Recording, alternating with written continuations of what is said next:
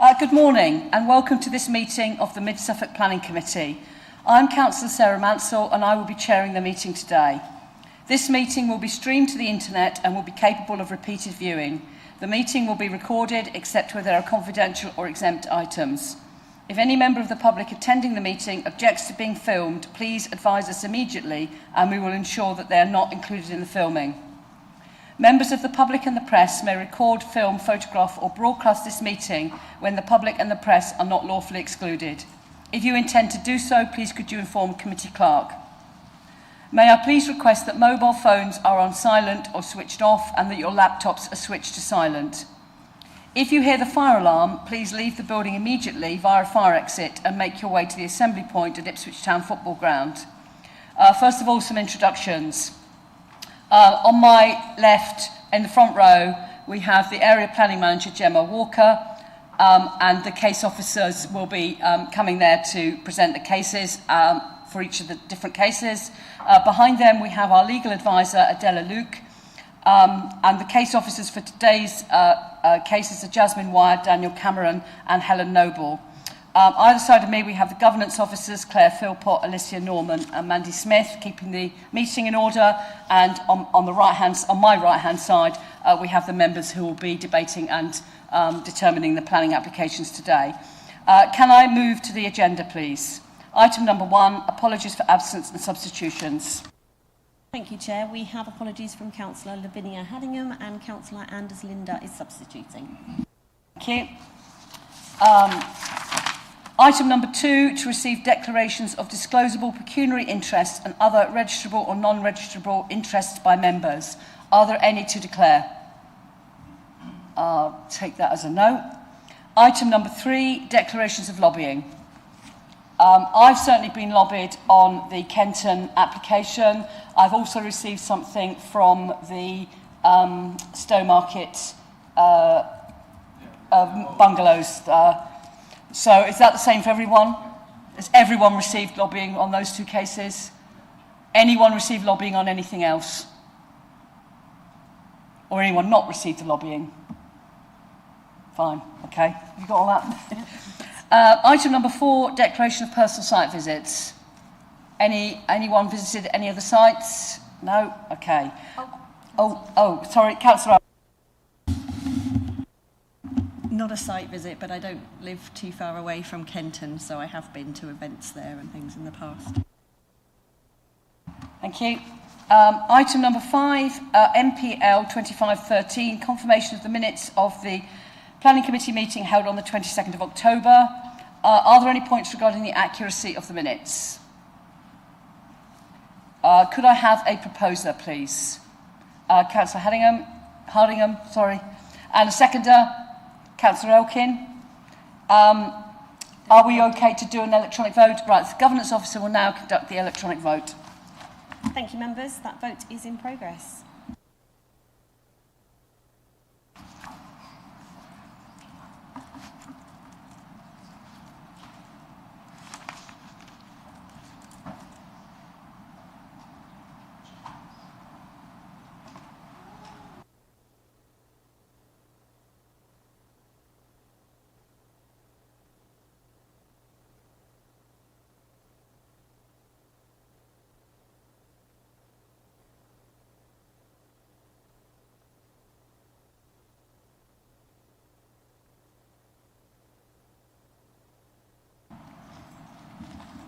Councillor Linda, would you like me to take your vote verbally? Okay, so you'd like to abstain? Thank you. So, Chair, that's 5 votes for and 2 abstentions. That's carried. Right, thank you for that. The minutes will be signed in due course. They've now been confirmed. Item number 6, to receive notifications of petitions in accordance with the Council Petition Scheme. None received, Chair. Thank you. So now we move to item number 7, which is our schedule of planning applications, and we will start this morning with item 7A, DC 24-04567 at Kenton Hall, Debenham Road, Kenton, and I will invite Jasmine Wyatt to introduce the applications to committee. Thank you. Thank you, Chair, and good morning, members.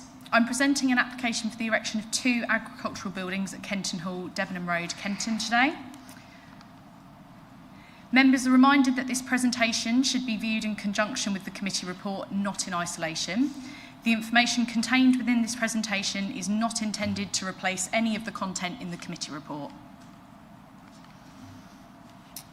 So to give you some context on the location, the site is circled in red and the two nearest settlements it sits between are circled in yellow, and these are Kenton and Debenham.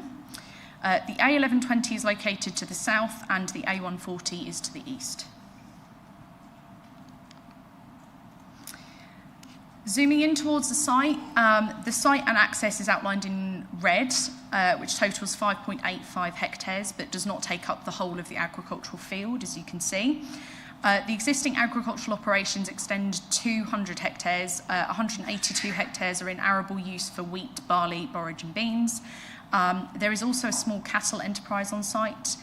The site forms part of the Kenton Hall estate, comprising of Grade 2 listed Kenton Hall and associated buildings and land, which offer wedding venue, glamping and cooking school as well.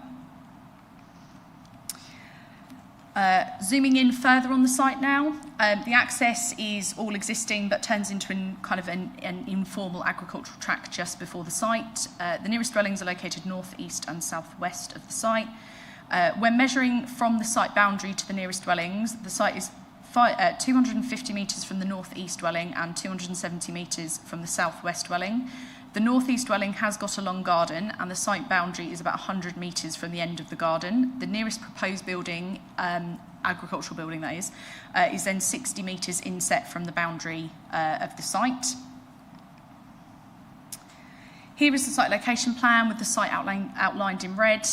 All other land owned by the applicant is within the blue line area, which extends kind of further beyond this plan. In terms of constraints, the site is near to a Grade 2 listed building, as I mentioned earlier, which is Kenton Hall, shown by the dark orange kind of block in the middle. The site is also next to a public right-of-way running along the northwest boundary of the site and southwest through the wider estate, shown by the green dashed line. And the site falls within the Hartismere Water Resource Zone, which I will discuss further later in this presentation. It's important to note at this stage that the agricultural use of the land is in place. No planning permission is required for livestock or arable crops to be farmed on site, including the keeping of chickens. Planning permission is, however, required for the erection of buildings on site. The proposal seeks the erection of two buildings, the creation of an attenuation pond and soft landscaping comprised of native hedgerow, grass and tree planting belt. There would be a 5-metre buffer strip, trees and new native hedgerow separating the chickens from the public footpath. Areas of hard standing would be created for access, parking and turning. Gas tanks and underground dirty water containment tanks would also be installed. Turning to elevations now, both buildings would have a typical agricultural appearance and would have solar panels lining the roof with feed bins to the side. The buildings would measure 6.3 metres in height and would be 9 metres long and 21 metres wide. In terms of traffic routing, the proposed traffic would travel southwards towards the A1120 and onto the A140, and this is for waste and chickens moving and feed as well. So in terms of, the following slides are some site photos. So the first one is just showing kind of the internal access point. So this is off of the main road and is shown by the yellow star on the side. So this is, as I say, of the internal access. There's some gates, and then this leads further on towards the main access point. And then this is just some photos of existing buildings and structures next to the site, which are within the main part of the estate. You've then got the next two slides show kind of the public rights of way around the area. So this one, these are photos of the public rights of way which run through the Kenton Hall estate. So these lead on to another public right of way, which is the one running along the boundary of the site. And the right-hand photo shows an opening kind of into the site in the corner. These photos are then taken along the public right-of-way to the northwest of the site, running along the boundary, and this is looking towards the northeast and towards Kenton.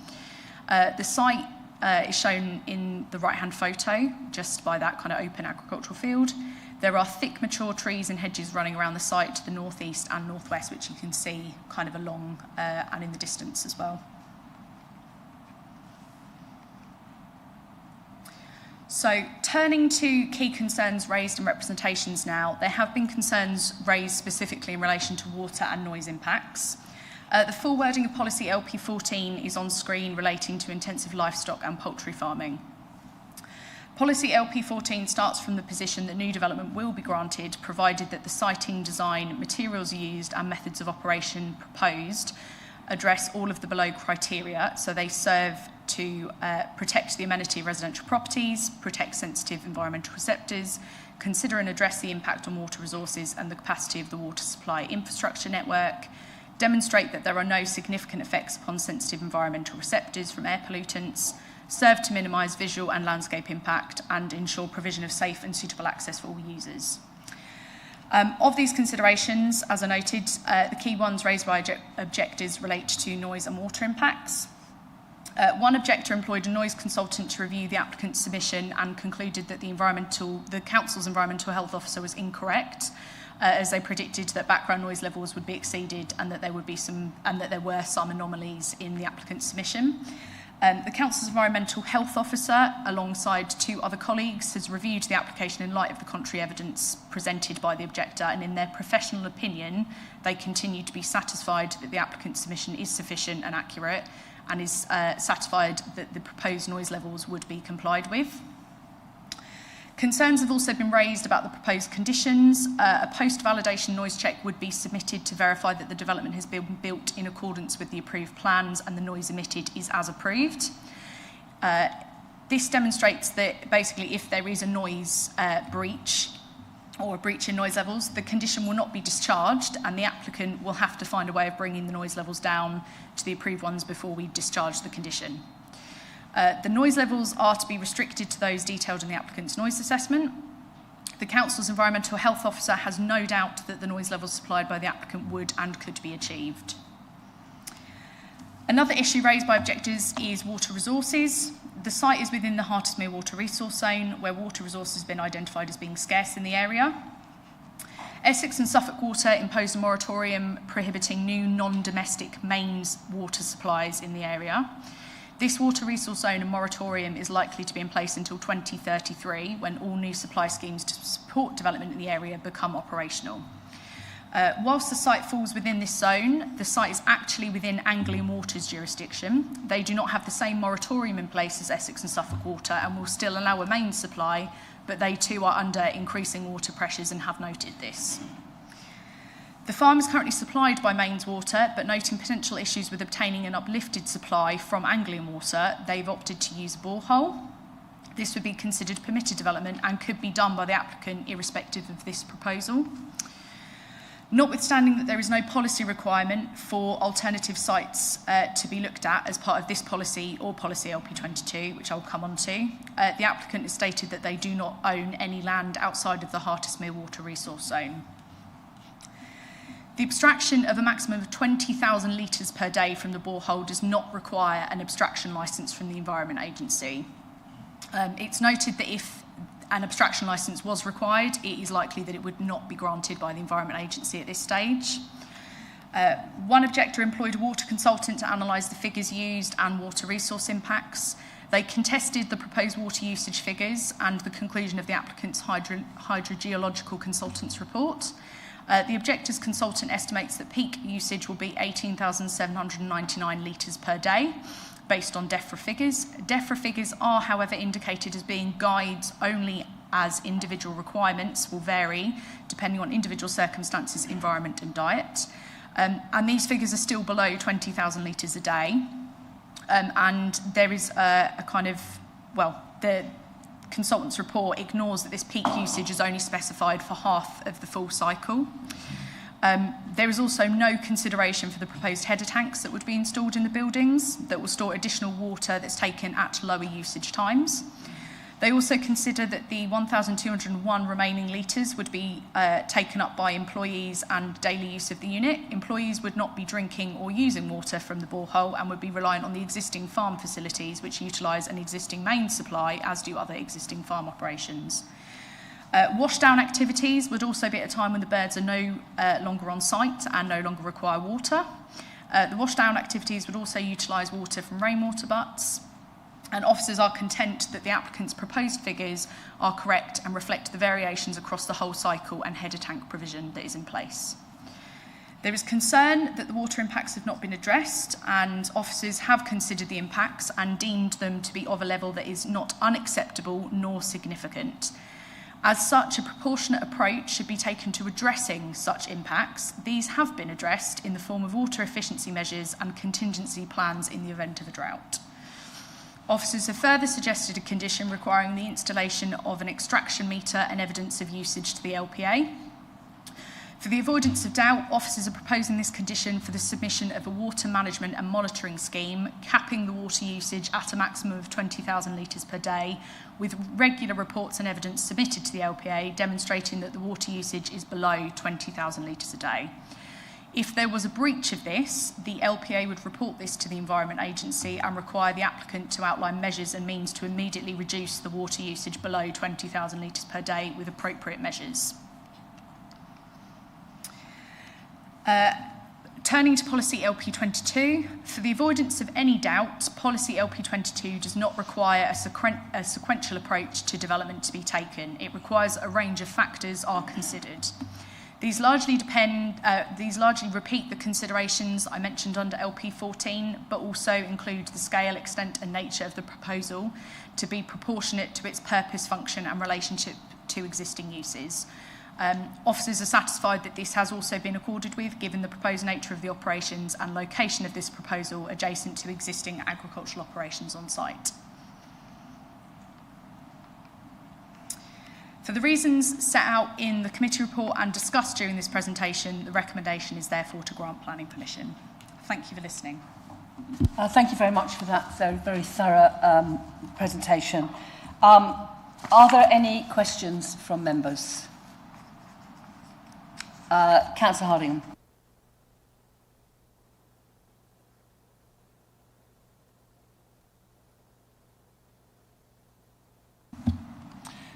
Would it be possible to refer back to the Planning Committee meeting in May and just remind members of the debate that took place at the time? As I remember, the decision was deferred at that stage. Is that a relevant So the application hasn't come to committee before. There was no debate and no decision taken. It was scheduled in and removed. I just remember going through it in some length and right. Thank you. Any other questions? Councillor Elkin. Thank you, Chair.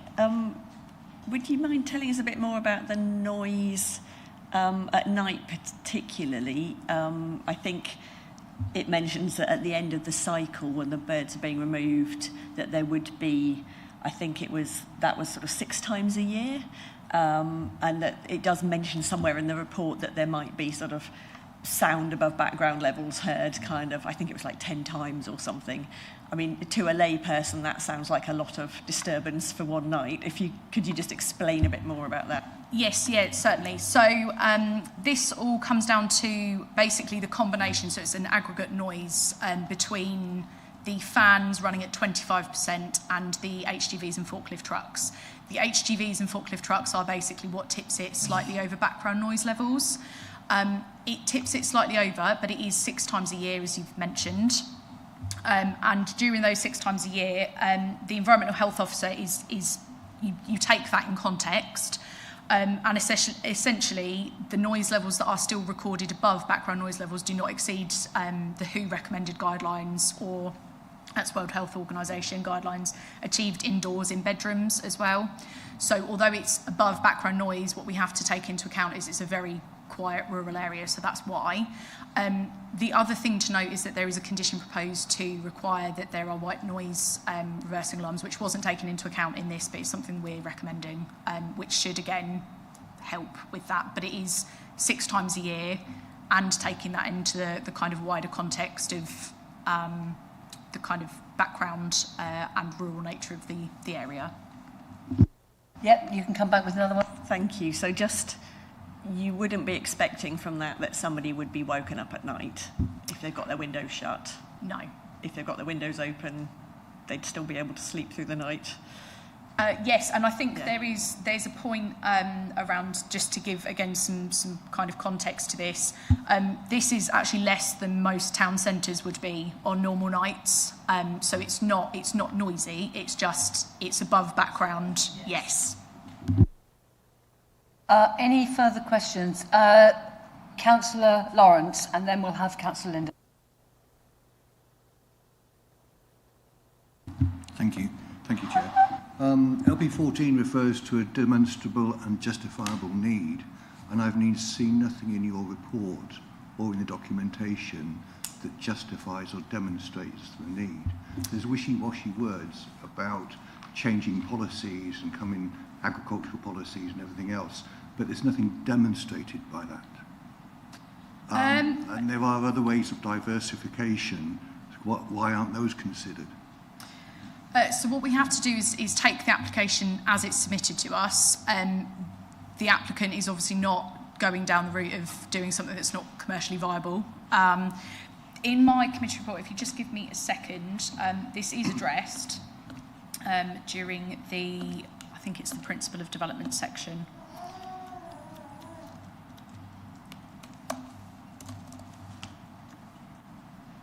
It's at 3.7 of the report.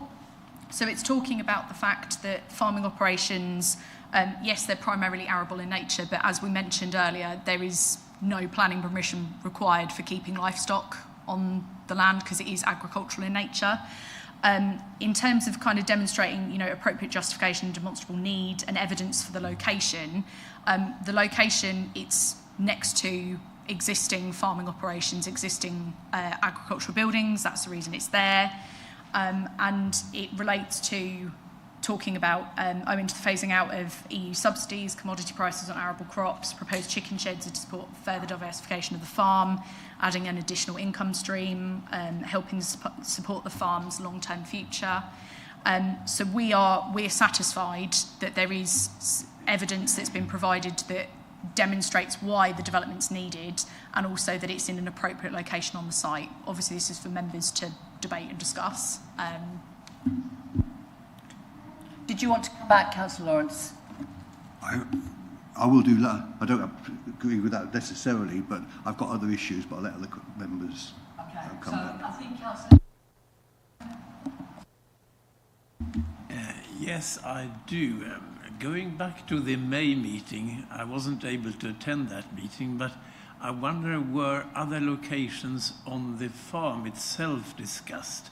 I bear in mind the views of the Kenton Parish Council, for instance, and all other views as well, highlighting that there might be other sites on the farm that could house these chicken sheds and not this particular field, not least given the fact that the wind direction would be likely to waft the smell down towards abodes where people live.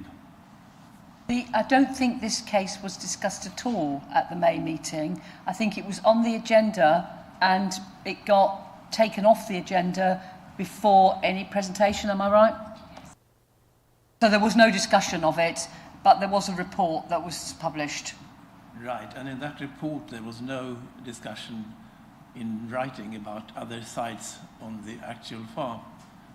I'll ask Jasmine about that. So there is no discussion actively looking for other land because it's not required by the policy. There is discussion about looking for other land, and this was mentioned in my presentation as well, outside of the Hartismere Water Resource Zone, which is the key constraint for this proposal. The applicant stated there is no land that they own outside of that zone. So what we have to assess, and what we're assessing today, is what is before us now. Right, okay. Any further? You want another question, Councillor? I wonder about the odour assessment here. It's true that you don't need any permission to house livestock, including poultry, outside, and then the odour assessment only concerns the sheds. However, even if you do have the possibility of housing poultry outside, they too would produce quite a bit of stench. So has there been any attempt at adding those two sources of stench up together and then make an assessment?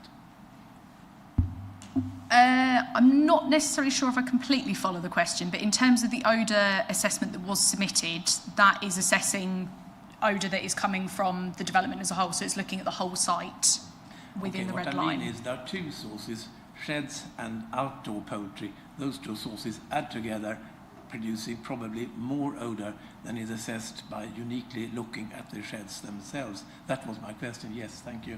Yes, so the full 39,998 birds has been assessed as being a combination of both. Okay, thank you. I think I saw someone else's hand up. Councillor Warboys, and then I think Councillor Lawrence wants to come back. Councillor Warboys, you haven't had a question yet.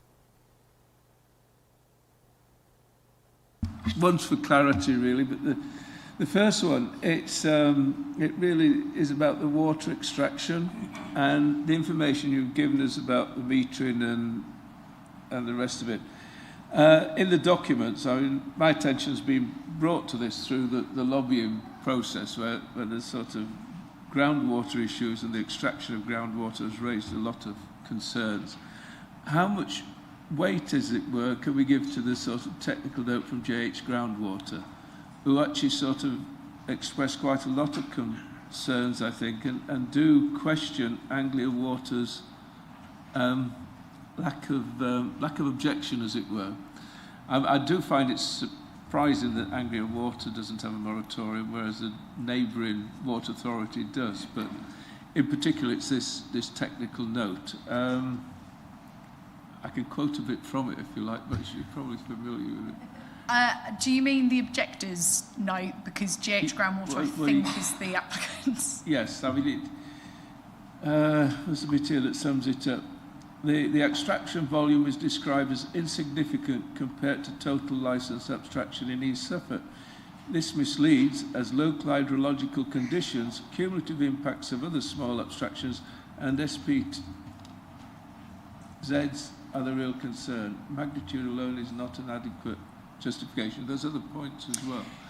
Yes, so in terms of the source that they're referring to, it's on the Environment Agency's website, and it relates to a piece of work that was done in 2020, I believe, to do with catchment areas and groundwater resources within those areas.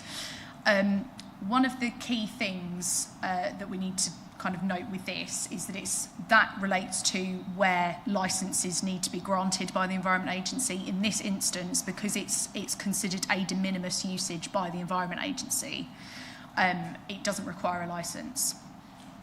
I think the other thing to note is that in terms of the kind of mapping and understanding where groundwater resources are being strained, obviously Anglian Water and Essex and Suffolk Water, they actually abstract themselves.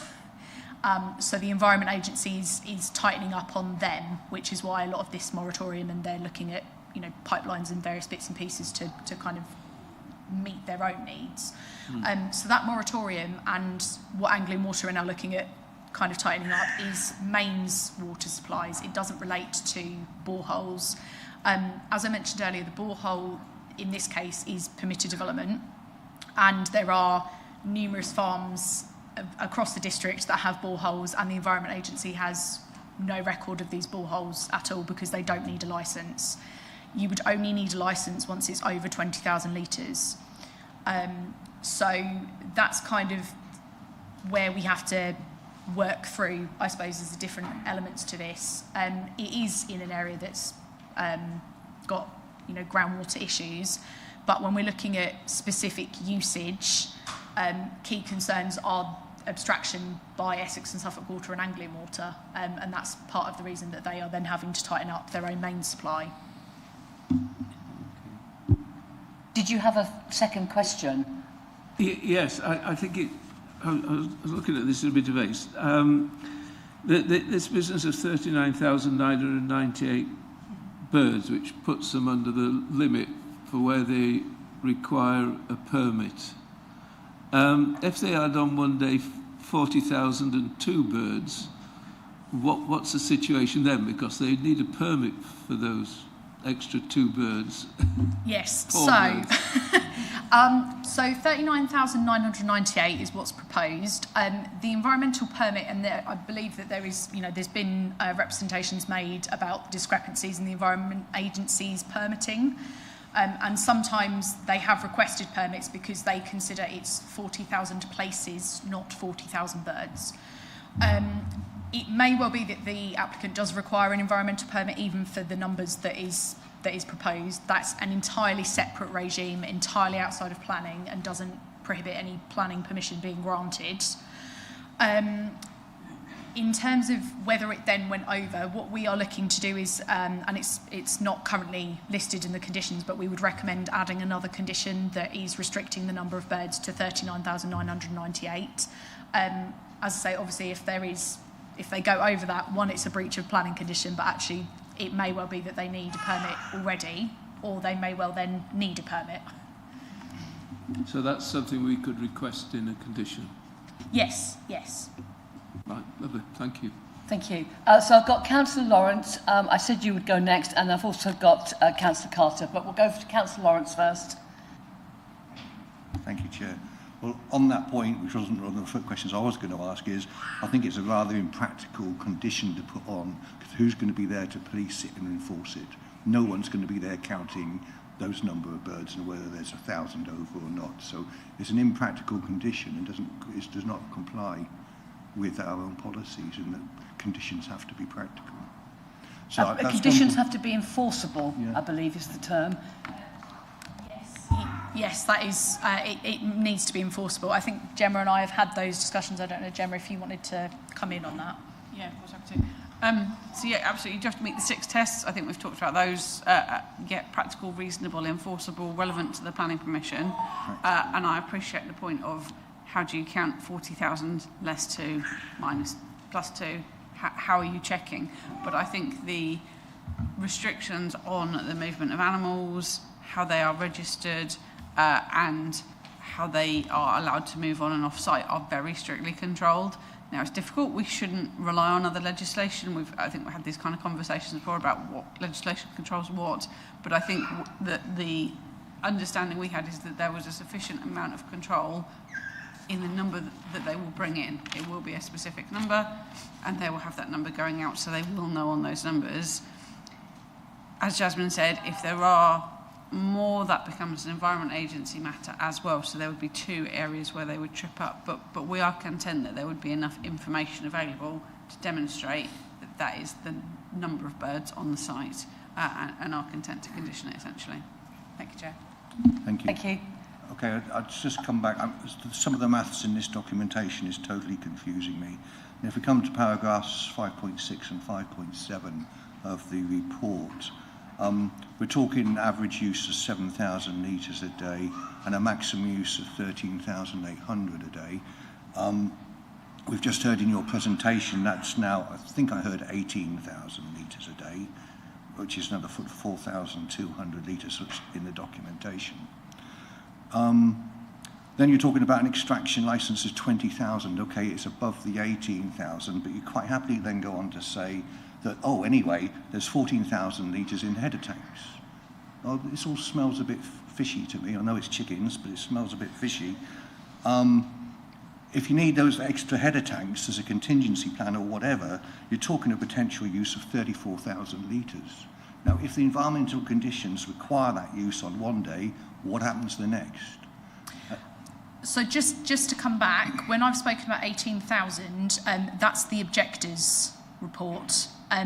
What we are looking at is a maximum of 13,800 litres a day. In terms of the header tanks, the Environment Agency, the permitting regime, or the abstraction licence regime rather, is 20,000 litres being abstracted each day. So when they have, and there's a minimum of 2,000 litres that you're looking at kind of the earlier points in the flock cycle. So when you have 2,000 litres, it may be that they abstract 10,000 litres and they store the remainder of those litres in header tanks. So at the point where they may well be looking at drought, or if there is an issue and they need a little bit more water, they've got that header tank provision already. It doesn't matter about the overall usage on the site, it is what is being abstracted daily, basically, and making sure that doesn't exceed 20,000. Okay, I struggle that we're now talking about 13,800 and a total capacity available of 3 times that element. And on the same context, in your previous statement, when you were doing your presentation, you're talking about, well, if it goes over 20,000 litres, we'll ask them what they're going to do about it. Meanwhile, there's 40,000 dead birds because they're not getting the fluid. How can you, what I'm saying is, how can you put conditions in like this that are impractical to implement? They don't meet the 6 criteria. We consider that the conditions are fully enforceable, practical, reasonable, necessary. Those conditions are, we're not saying that they're going over 20,000 litres. What we're saying is we don't believe they will be going over 20,000 litres, but in order to address the objectors' comments and the report that's been submitted, what we're saying is we want to see evidence that they're not going over 20,000 litres. At the point that they are, it's actually for the Environment Agency to be enforcing against that anyway, and that's why we're saying we would report it. The point is we don't want it to be going over 20,000 litres, and the applicant has no intention of going over 20,000 litres, because at that point they would face enforcement action from the Environment Agency. So the idea is we are monitoring it, and we would then say that they need to put in measures, reduce the number of birds possibly on site as well. As Gemma mentioned earlier, there are very strict regulations around welfare, what's going in and out of the site, and it's possible that the applicant, during drought periods, they've indicated that they would delay bringing any further chickens on the site, so it's planning for those moments as well. So I think if whether the conditions meet the 6 tests of conditions, I think that's something that you might want to bring up in debate rather than in questions. Thank you. So if you're happy, I'll move to Councillor Carter for his question. Thank you. Thank you, Chair. Regarding the monitoring of the for borehole activity, who has responsibility of the monitoring, and also what technology is being used? As far as I'm aware, it's a mobile dead spot, and if it's relying on the technology that Anglia Water has been, and the failures they had over the wireless monitors reported system-wide, so who's monitoring it, how's it being monitored, and if they're having to go visit on site to do the monitoring, how regular is going to be monitored, because it could be they might not pick up the fault for several months, and by that time they've extracted multiple times the amount of water than it should be, having an on-site effect. So that's the reason for our condition, because the idea is that the applicant will be installing an abstraction meter on the borehole anyway. Evidence would then come to us regularly, at regular intervals, to demonstrate what the water usage has been. If there was any indication or anything that sounds strange in it, whether it was possibly really, really low, then we would probably query that, and we would go out and, that's where our enforcement team would become involved. As I mentioned with the Environment Agency, it would be for them, and that's why if we've got the information there and it is quite clearly over that, we'd report it to them. And a lot of this, as with any enforcement action, it relies on reporting. So we would report it to them. It would then be for them to kind of go out and do that. Obviously, as I mentioned earlier, boreholes are permitted development. They don't. In this case doesn't need planning permission from us. So that's where the Environment Agency, they don't have any record of these ones because they don't require licences. So they're probably, like you say, there probably are kind of, I suppose, monitoring issues from the Environment Agency's point of view, but this is why we're suggesting that we put this condition on, so we can at least get that information directly. Thank you. Technology regarding the monitor, is it based on a wireless system, and is it which could be affected by the lack of signal in the area, or is it how do you get the receive the? I'm not sure we have to design the monitoring system. I think that might be outside our remit, but maybe I'm going for advice there. Yeah, absolutely. I think we don't have a proposal at the moment. This is something we want to condition, and what the condition will do is require them to tell us how they're going to monitor it, what that check would be, whether it's technology, and as you say, if we've got a concern over a black spot, we might be looking for more manual checking.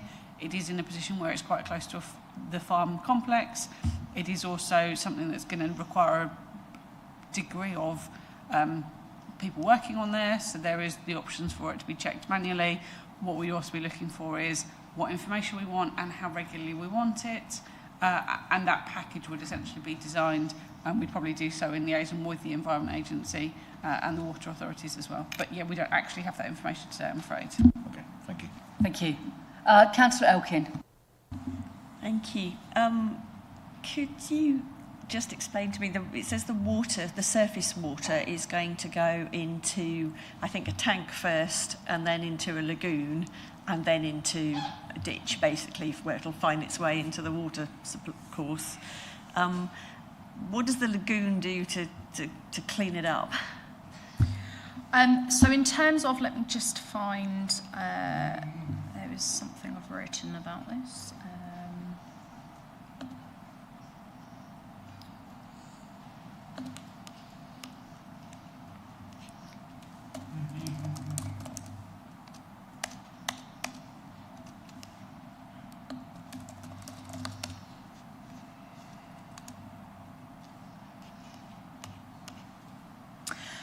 So in terms of the drainage system, so you've got these dirty water containment tanks, which are primarily for washdown periods. So that's where you're going to get the most pollution coming from. The idea is that basically to mitigate any risk of pollution in the watercourse, water will discharge into a sealed drainage network before moving directly to the watercourse via the attenuation lagoon. So the sealed drainage network, that's the mechanism to do it. And any runoff from paved areas will first pass through 2 filter drains before going to the attenuation lagoon. Suffolk County Council Floods and Water have assessed this, and they will be looking specifically at what is discharging to the watercourse, and they are satisfied that this does what it needs to. I'm not particularly, I suppose, au fait with how that actually works in practice in terms of the kind of, I suppose, containing certain water. That might be, I mean, the applicant is here, that might be something that they are familiar with, but it has been, as I say, it's been checked by Suffolk County Council Floods and Water, and they look at this quite forensically when they look at drainage schemes and how that discharges to watercourses specifically. You want to come back? Yeah, please. I know they look at it from the perspective of flooding. I wasn't sure if they were considering, I think it's particularly nitrates and phosphates that are the problem with poultry manure. I don't know, is that part of what they would be looking at? I believe it is, but that's something I can probably find out for you if you give me a little while, so we might have to come back to that. Thank you. Councillor Hardingham. Thank you, Chair.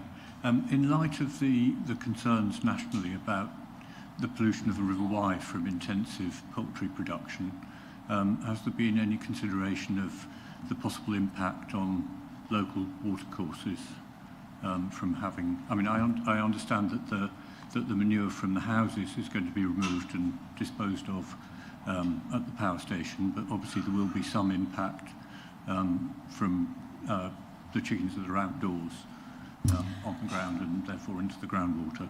Yes. So our ecologist has assessed all of the information that's been supplied, has looked at, because you have like an ammonia report and bits and pieces as well, and they are satisfied that all of that has been taken into account. There's no detrimental impact on sensitive receptors nearby, including kind of watercourse habitat, bits and pieces like that.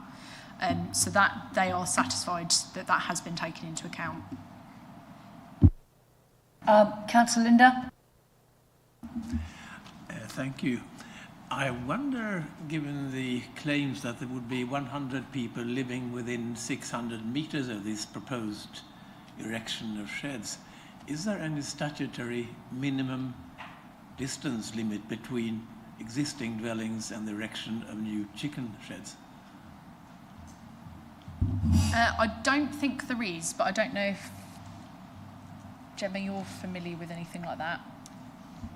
No, the only restriction, and it doesn't apply here, within the GDPR, if farmers wanted to build a barn and they wanted to use it for livestock, there is a limit through the GDPR that essentially puts it into the planning process, where we then look at whether we'd grant permission subject to all of the restrictions that we would look at. So nothing springs to mind, but that is the process essentially, that if it's further away, it could possibly be PD. If it's nearer, we look at the impact, but no, not a specific restriction otherwise. So no specific distance outlined in the policies? Certainly not LP14 or LP22, which I think are the main requirements that we've got. Right, thank you. Thank you.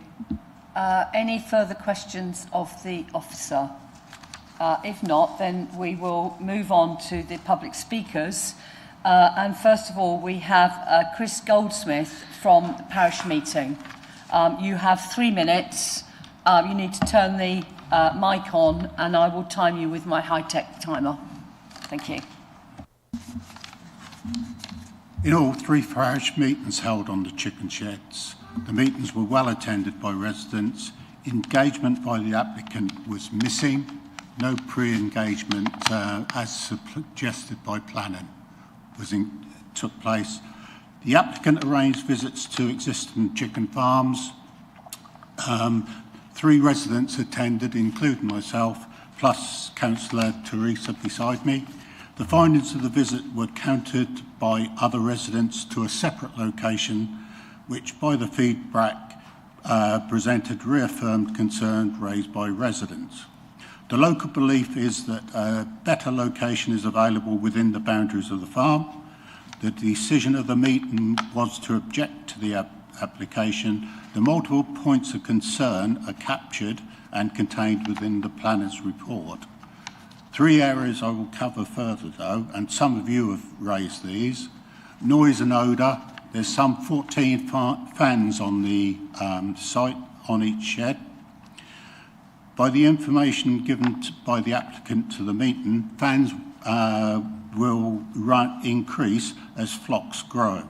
In the final week of growth, the birds will be enclosed. The sheds in the sheds prior to being sent for processing. This raises the concern that on hot evenings, windows opened by residents, the noise generated and the odours will be carried by the prevailing winds over the site into the residences, houses and across the village. Noise assessments, we have 2 residents in the field, in the village, who actually work with noise assessments in the industries they work with. And they are still resolute that the noise generated will be exceeded by the level suggested. Water. Water supplies greatly concern residents. It's concerning that there seems to be a ping-pong between Essex and Suffolk and Anglia in the notes that are recorded. Also, when you consider the environment agencies, they initially say no objection, yet quote an area of serious water stress. Then in the recent report cite there is no guarantee that a licence will be granted, as this is dependent on the available water resources. Keen gardeners, you know, if you're a keen gardener, just how the drought impacted and the impacts on groundwater and the dry ground underneath. Should also be considered when we consider climate change and the impacts coming through. Amenity issues, you actually had a picture of what we call the Kanza on the slide pack presented by the planner. That's a footpath well used by dog walkers and dog owners. Are you about to finish? Yep. If you do your last sentence, thank you. Yep. And just to remind you, there is an avian flu outbreak at Debbage, and we're just on the cusp of that exclusion zone. Thank you. Are there any questions of Mr Goldsmith? Councillor Linda? Thank you. I wonder, what do the 100 or so people living within the 600 metres of the proposed site actually think? Are they all unanimously against this, or are there one cohort not caring and another cohort against? Can you please tell me about this? Sorry, I've got... Yeah, okay. I will speak more clearly. In this paper, it states that roughly 100 people live within 600 meters of this proposed site. So, do you have any idea about how many of these are against this development and how many might not particularly care, just to give us an idea about the feelings locally? The engagement is very much within that catchment. The upper reaches of the village, there are some who have objected, but the main concentration of objections are within the catchment in the lower half, in the area of the Church Lane, I Road at the lower end. So, and they are very much for objecting and very resolute, and they've garnered great support in those objections. Thank you. Thank you. Any further questions from Mr Goldsmith? Thank you very much for coming and telling us about your views. Next we have two objectors, Martin Rose and Alan Ward, and I understand that you are going to share your 3 minutes to speak to the committee. So maybe you could just introduce yourselves first as who's who, and then we'll start your what you're going to say. Thank you. Thank you, Chair. My name is Martin Rose, and as we've just heard eloquently, there are very considerable objections to this planning application, and councillors will be aware of that from letters in times past. The objections are well-founded, and the reason the objections are well-founded is because, as Councillor Linda has just been saying, it is the siting of this particular application and the chicken farm. The issue is not that residents, and certainly for my part, against any form of diversification or indeed enrichment of farmers' income. That is fine. It is the siting of it. There are, of course, many other aspects which have been discussed. Councillor Warboys rightly touched on water, and indeed Councillor Lawrence on the impractical conditions which were attached to this, if indeed a recommendation goes forward, because the recommendation is one thing, the impractical conditions, theoretical they may be, but in practice we know that that is not going to be able to be monitored and achieved in a sensible way, but it is, as I come back to the citing of it. Councillors will have seen, I trust, the planning consultant's Emery's letter of 2 days ago, which sets out the open and unresolved issues which the planning office have not taken into account, plus the King's Council opinion. And if you have not seen it, we have copies, if we are allowed to circulate them, we have copies for councillors to review. These set it out very clearly that there's been a superficiality to this understanding with the planning office, and that is something which we as residents are extraordinarily concerned about. For instance, there's a badger set on site. That really hasn't been taken into account in any shape or form. I don't want to go into further detail on the water stressed issues, or indeed noise, or indeed odour, because all those are well covered by the reports. But we don't believe, our opinion is, we don't believe these have been taken into account in a meaningful way to residents in the community. And as we've just heard again from Councillor Linda, the 100 or so residents are the people impacted. But there are other sites, other places, we are not against the diversification. Alan. Thank you. Alan Ward. Noise levels, the developer has provided insufficient design information to comply to the environmental health conditions. Also, the current condition of the noise survey has not stipulated that all fans and equipment should be operated at their maximum operating levels during the survey. This should be stipulated. Light pollution, again, the developer has provided no lighting schemes and, again, no supportive information for the impact on the wildlife, the badgers and the bats that are in the area, and what pollution will be in the surrounding area. Also, surface water flood. Could you finish with your last sentence, please? Basically the bats, but I was going to go on to the surface water because that's quite critical. The developer is using the SUD's guidance, which is using the 1 in 100 year storm event over a 6-hour duration. In the last 7 years, we've had 3 storms. Thank you. 12-hour to 24 duration. You've had your time. Thank you.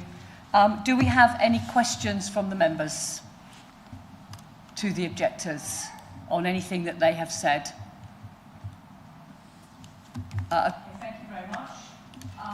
Next, we have a supporter, James Lambert.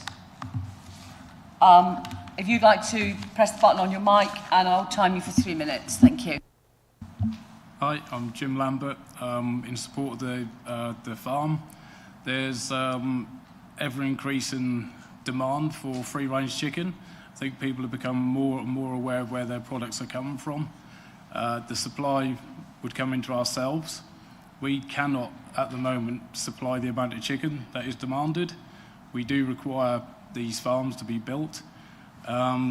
With the lack of stocking now happening on the intensives, it's really taken up all the space that's out there, so there's more space required to actually develop and keep the business growing. All these particular chickens are RSPCA and Red Tractor, so they're certified with the RSPCA and Red Tractor.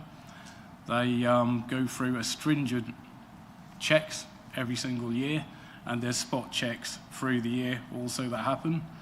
There was the 39,998 bird question.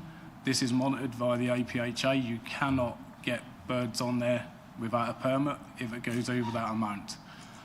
I think there's most people get caught up in the intensive chicken kind of thing. We always get embroiled in that. We've got several of these farms already been built. I will say this is the less objections we've had on any of these builds. We have had up to about 150 before, and they've still gone through. But once they've gone through, we tend to find that there's not many objections, and people actually don't find the smells or the noise what they thought they were going to be. It's mainly these big, huge, intensive farms that tend to get everybody thinking that these are going to be the same. I mean, we're talking 500,000 birds on some of those farms, whereas we're talking 39,998 on these farms. That's all I have. Thank you. Thank you very much. Are there any questions of Mr. Lambert? Councillor Warboys? Yes, just one really. Noted the number of the birds you're going to house is just under the DEFRA numbers for requiring a permit. What would be the consequences of you getting a permit just in case your birds went over that number? So that you're actually sort of working within a regime which actually that you've got more or less 40,000 birds, and give or take a few birds, that you would have a permit anyway which would cover that. What would be the consequences of getting that permit to the business? The farm itself will be built already so that the IPPC could easily be obtained anyway, so all the catchment of the water, the fans, everything will already comply to the IPPC. It's just the cost of the IPPC to go over that sometimes doesn't weigh the extra birds you can get into the sheds. So I don't know if I understand entirely the question, but when you order the chicks for those sheds, the hatchery, before they'll send those chicks out, if you're going to go above the 40,000, they have to see your IPPC certificate. If you don't show one, they won't send over 40,000 birds. Thank you. Any other questions? Councillor Linda? Thank you. What has emerged so far is that people in the village don't really object so much to the very idea of rearing chickens, but they object to the choice of site. Have you considered other sites on your estate? This is. I think that's for the applicant. Okay. Because this is just a supporter. So can you just hold that question? Because we've got the applicant coming next. I'll get back to that later. If there aren't any other questions, this too might be a question for the applicant, but you mentioned it in your in what you had to say, is a comparison about the noise and the smell with an intensive battery chicken shed. I'm familiar with a battery chicken shed. There's one not that far away from me, next to a footpath. I know what it smells like. I know what it sounds like. Okay, I don't live that close to it, but I know what it's like. Are you telling us that this sort of chicken farming is less smelly and less noisy than that sort of chicken farming? Yes, I've worked in the industry for 33 years. So I've worked in intensives and now with free range, and it's totally different. It's totally different. The ammonia with the free range is very, very minimal and sometimes non-existent, whereas with the intensives, your smell comes from the ammonia because there's that, over the stocking. Thank you. Councillor Elkin? It was just a follow-up question on that. Obviously, with bird flu restrictions, chickens are now housed for, for sometimes 5 months of the year, even free-range birds. So does that have any impact, given what you've just said? No, so with the stocking is allocated to the sheds only. It's not actually allocated to the field. So if you actually have to shut them in, the stocking density is confined to that shed at the stocking densities that we stipulate. Yeah, you can come back. I might have misunderstood. I appreciate the stocking density is the same, it's just the same birds shut in, but I thought you'd said that the smell noise impact is more if the birds are housed 24 hours, because presumably things like fans might have to run more. I might have misunderstood. No, it is basically on the stocking density. So with the intensive broilers, your stocking densities are much higher, so they require much more ventilation and they put a lot more ammonia out. Whereas because the stocking densities are less within the sheds of these, the litter doesn't get wet, it stays dry, and your fans are not working so hard. Thank you. Any further questions of Mr. Lambert? If not, we'll move on to the applicant, and I think some of the questions may be wanted to be directed at the applicant, Tom McVeigh. So you also have your 3 minutes. Thank you. Yeah, hi everyone.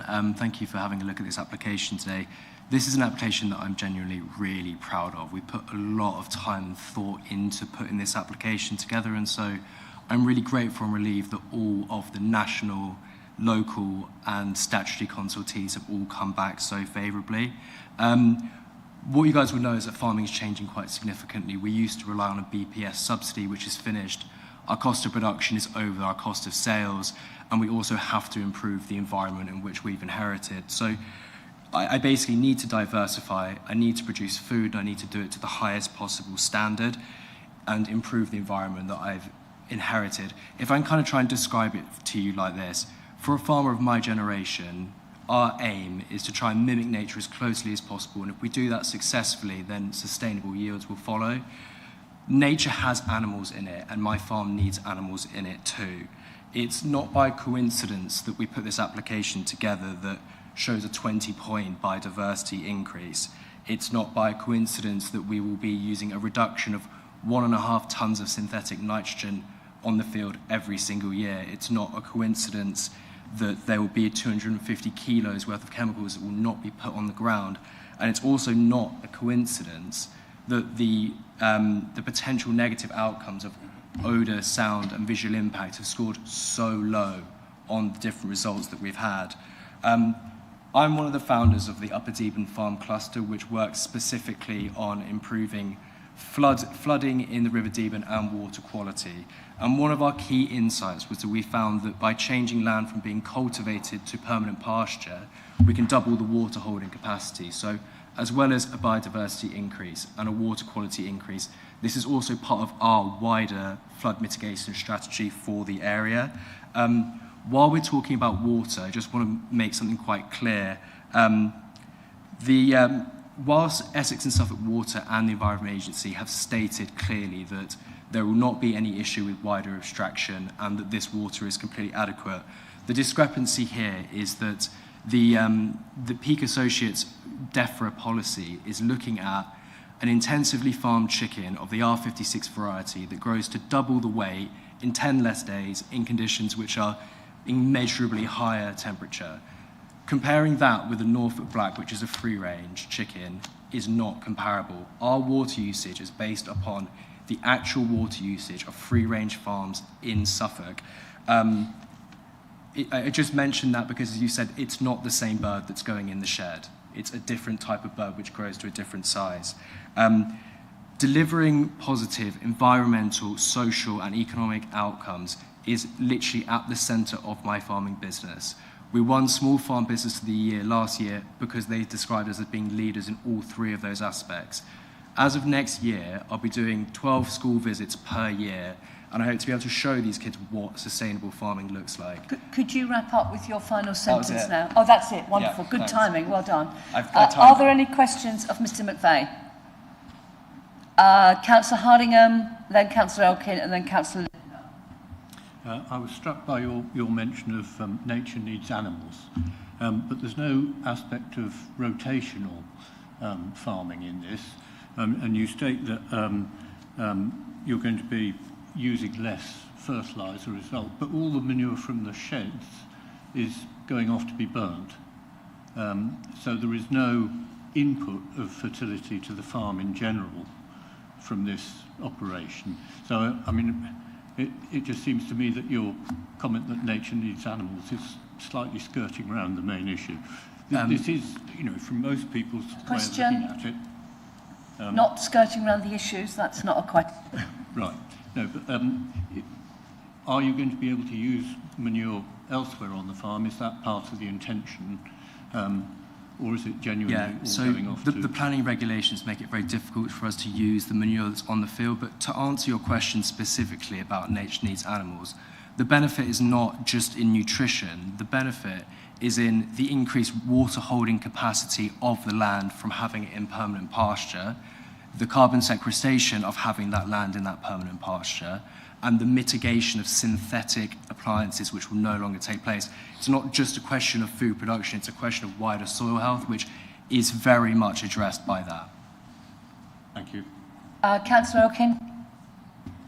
Thank you. I've got a few questions. We talked a bit earlier on about the lagoon and how that would, because I know my colleagues mentioned the River Wye, you know, the cumulative impact of multiple poultry farms has been excess nitrates and phosphates in the river causing significant damage. I didn't quite understand from the report what that lagoon is doing in terms of cleaning water. What the attenuation pond is nothing to do with the dirty water. It's the drain which comes off the roof, goes into a pond, basically big pipe in, small pipe out, and that just means that the rainwater that would otherwise travel more quickly off the roof is held by the pond and enters the ditch at the same rate as if it had seeped through the ground. The dirty water is put into a tank and that's taken away separately. I get so it's discharged, that the SUD system is flooding related, but it says in the papers that water will discharge into a sealed drainage network before moving directly into the watercourse via the attenuation lagoon. So is that all water off the roof you're talking about? Basically, is it any washout water ending up in the lagoon? No, the washout water goes into storage tank at the front and then gets pumped out like every 3 or 4 flocks. Yeah. They are really, really on, like we are really, really on making sure that there is no phosphate that's going in, and it will be definitively less phosphate in the water than what is currently going in from my arable farming. without doubt. Did you have another question? Do you do one more and then I'll go to Councillor Linda and then come back? Just out of curiosity. Sorry, Councillor Elkin can have one more, then I'm going to go to Councillor Linda, then I'll come to you, then I'll go back to Councillor Elkin. Sorry. I was just wondering about the power, whether you would need a generator on site in case of power cuts, and if so, if that had been included in the noise sort of assessment.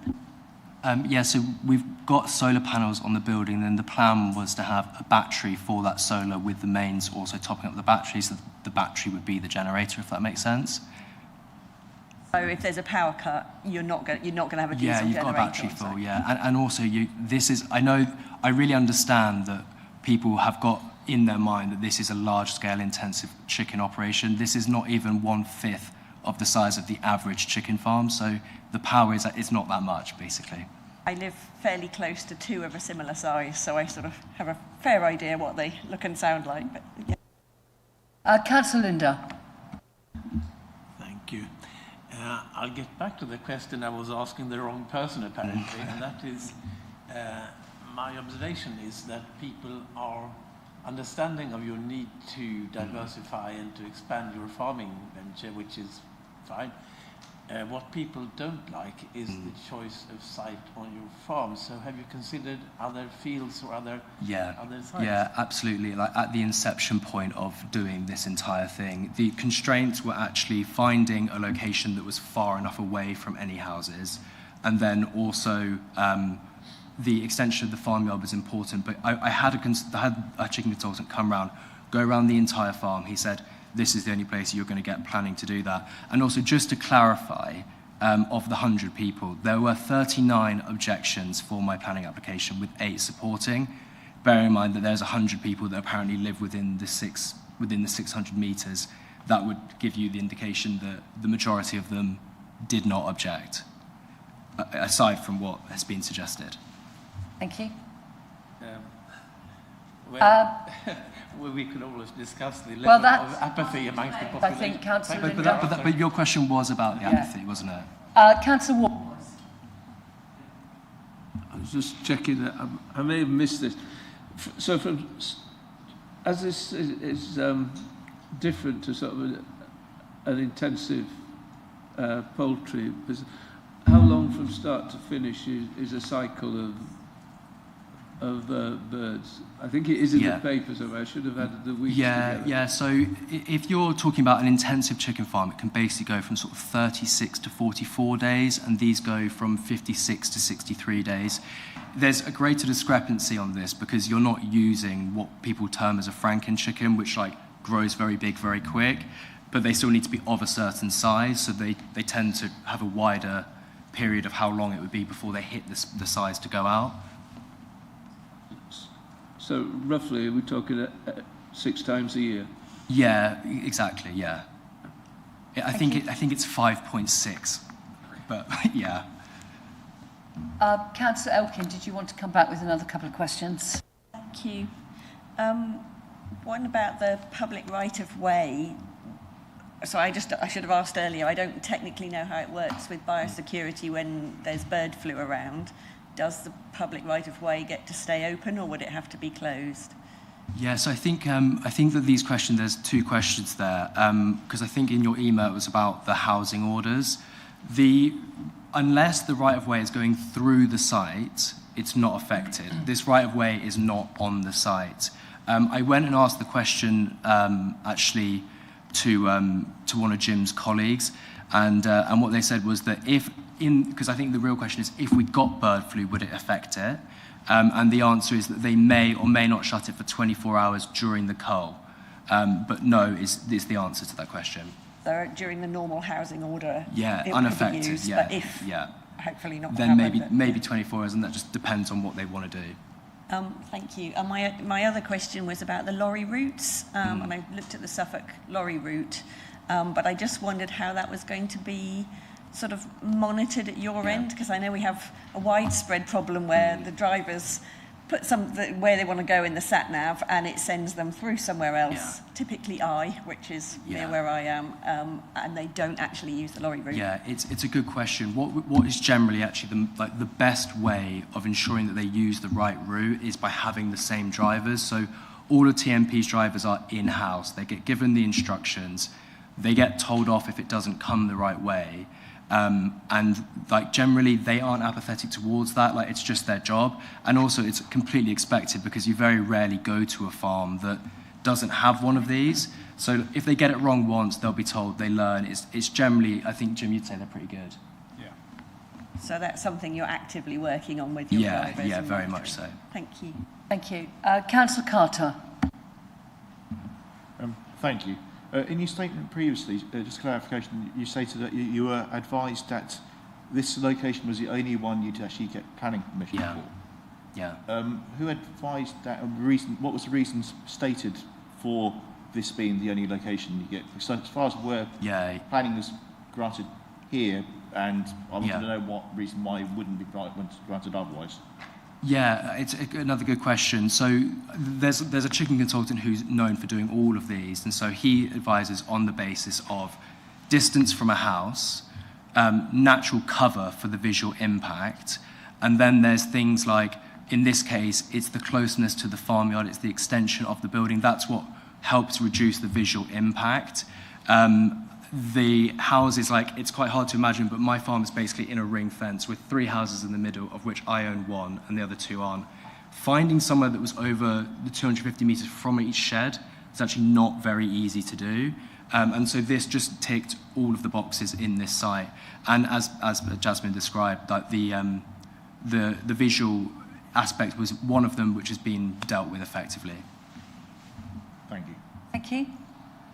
Did you have any more questions, Councillor Elgin? Because I think you said you had 6 to start with. I think we might have only had 4, so I'm expecting another couple. Right, brilliant. Thank you. If there are no further questions from members, I'm going to finally move to the ward member, Councillor Teresa Davis. Thank you. Thank you, committee, for letting me make a statement. I understand from the officer report that you are to examine today the application for 2 buildings and that the land itself can already be used to host chickens. I also understand that the Environment Agency would be the correct body to approach for a permit to operate the poultry farm, which I understand could house many more than 20,000 birds in each building. I've seen the quality of this application by the applicant, along with the attention to detail and the need at the outset by the applicant to ensure all questions and queries were covered. I was also happy to take part and be one of the invited guests from the parish of Kenton to visit one of the many buildings the company Traditional Norfolk Poultry maintains. I'm also struck by the current economic climate that our local farmers find themselves in and the entrepreneurial drive needed to succeed, which has been embodied in the applicant today. I would, however, like to echo the concerns raised by the parish on noise, odour, water and public access. In respect of these objections raised by the community, I would like to ask the committee 3 questions, or maybe more the officer, as I'm not allowed to ask questions of the committee. It has been noted that this is for free-range chickens, given more space than the traditional intensive farming methods. However, should markets downturn, then using the space for intensive poultry farming is an option for these types of buildings. If we are treating the application as an intensive poultry farming application, why have we not examined the buildings at full potential poultry capacity in respect of water, noise, odour, and impact on a public amenity? In addition, again, if we are treating this as an intensive poultry farming application, why have we not requested an environmental statement detailing the impacts on climate change, namely the impact of CO2 emissions, again at full capacity of the buildings? And similarly, whilst we are treating the application as intensive poultry farming, I note that the Supreme Court judgment in Fince v Surrey County Council in 2024 confirmed that planning authorities must assess all foreseeable and quantifiable greenhouse gas emissions arising from a development. Without this information, apparently the council cannot lawfully determine the application. So I ask, has this been addressed for both the 39,998 birds and more? From what I've read and what I know of the application, at face value this seems to be an excellent and well thought out application, taking into account most of the objections. We do, after all, live in the countryside and should expect seasonal smell and noise from our working farms.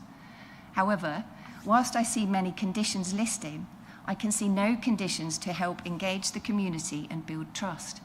I also see nothing in the officer's report to prevent the buildings becoming housing for more than 60,000 birds or safeguarding for the resulting impacts.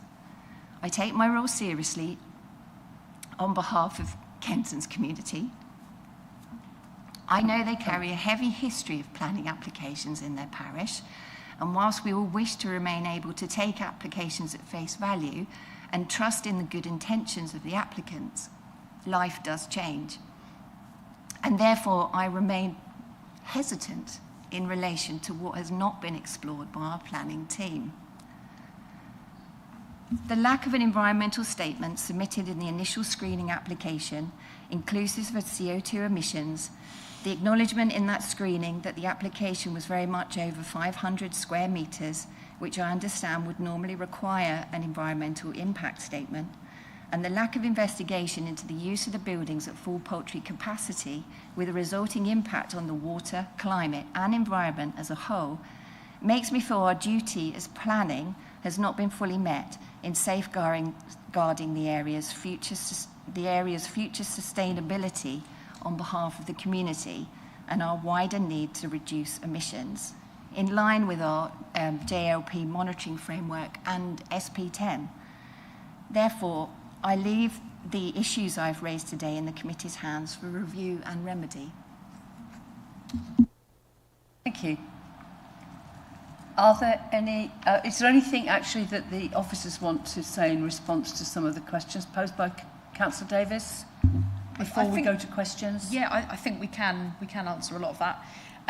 So in terms of the, just working through questions, so in terms of ensuring that it's 39,998 birds, that's something that, as we've said earlier, condition. Free range is also specified in the development description. And in terms of going above and beyond that, the way in which pollution and various other potential adverse impacts are controlled is then through the environmental permitting regime. So that's the reason that if it goes over that, that's where that would be controlled and resolved. As Gemma has mentioned earlier, there are very strict controls around what comes in, what goes out. So it is assessed as being 39,998 birds because that's what's presented to us. If it goes above and beyond that, it's a breach of planning condition and would require an environmental permit anyway. And then in terms of the environmental statement, so an environmental statement is actually only required when a development is environmental impact assessment development. In terms of the Supreme Court judgment that you mentioned, that relates to oil extraction. So inevitably that's going to have quite significantly more greenhouse gas emissions associated with it than a small-ish chicken farm. Greenhouse gas emissions were nonetheless assessed as part of the screening opinion that we have already done, which, as it's so with the environmental impact assessment screening process, you start with, is it Schedule 1 development, which relates to kind of power plants, airports, things like that. It's not Schedule 1. You then look at Schedule 2 development, and that's where this potentially is triggered, but it relates to, I've got my screening opinion open, so the development would basically exceeds the threshold under one of those categories in Schedule 2, which relates to agriculture and aquaculture, as it would involve an intensive livestock installation where the area of new floor space would exceed 500 square metres. So you start from that point, and then you assess whether, in order to determine if it is environmental impact assessment development, you then move on to whether it has significant environmental effects as set out in Schedule 3 of the regulations. And that's where you assess characteristics of the development, which does include greenhouse gas emissions and other pollutants and waste. So I think that was everything that was asked. But Thank you. Councillor Lawrence, you've got a question. Thank you, Chair. I'd like to come back on something that's been said by the officer there. I'm struggling with this whole application and what bits we can and cannot do, to be frank. We have in the papers that the planning application is for the buildings and not for the use. And now we've just heard we can condition the number of birds. So I don't understand how that works.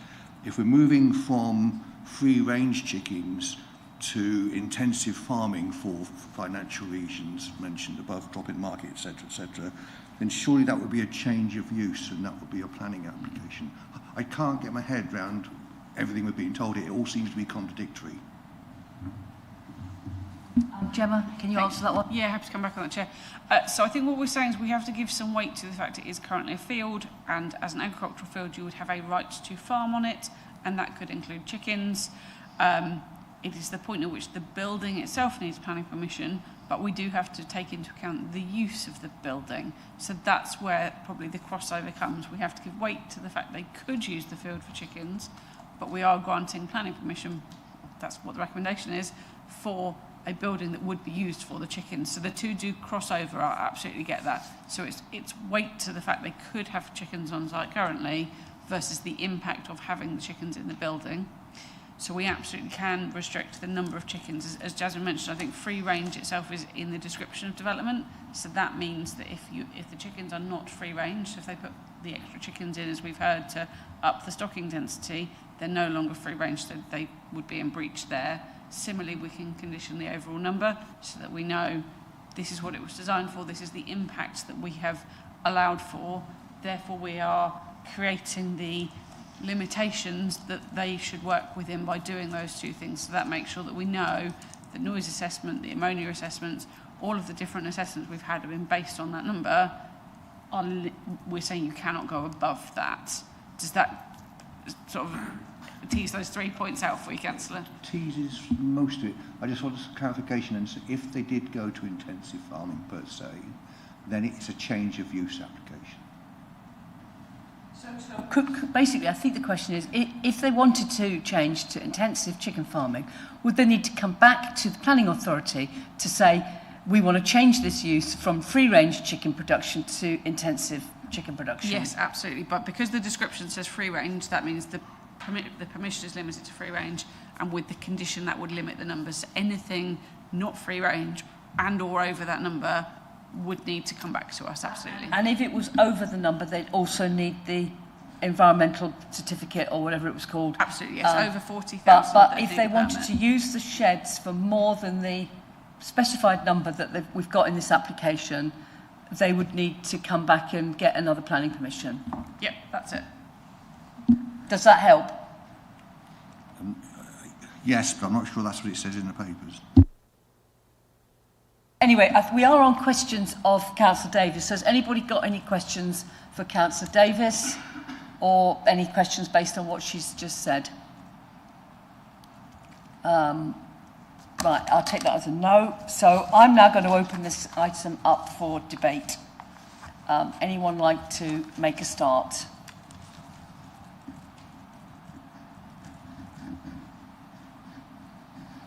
Anyone willing to say? Well, I must admit, I do think this has been a well thought through application, and I do understand that it is to the southwest of the community of Kenton, and therefore prevailing winds would blow anything, whether it was noise or smell, towards that community.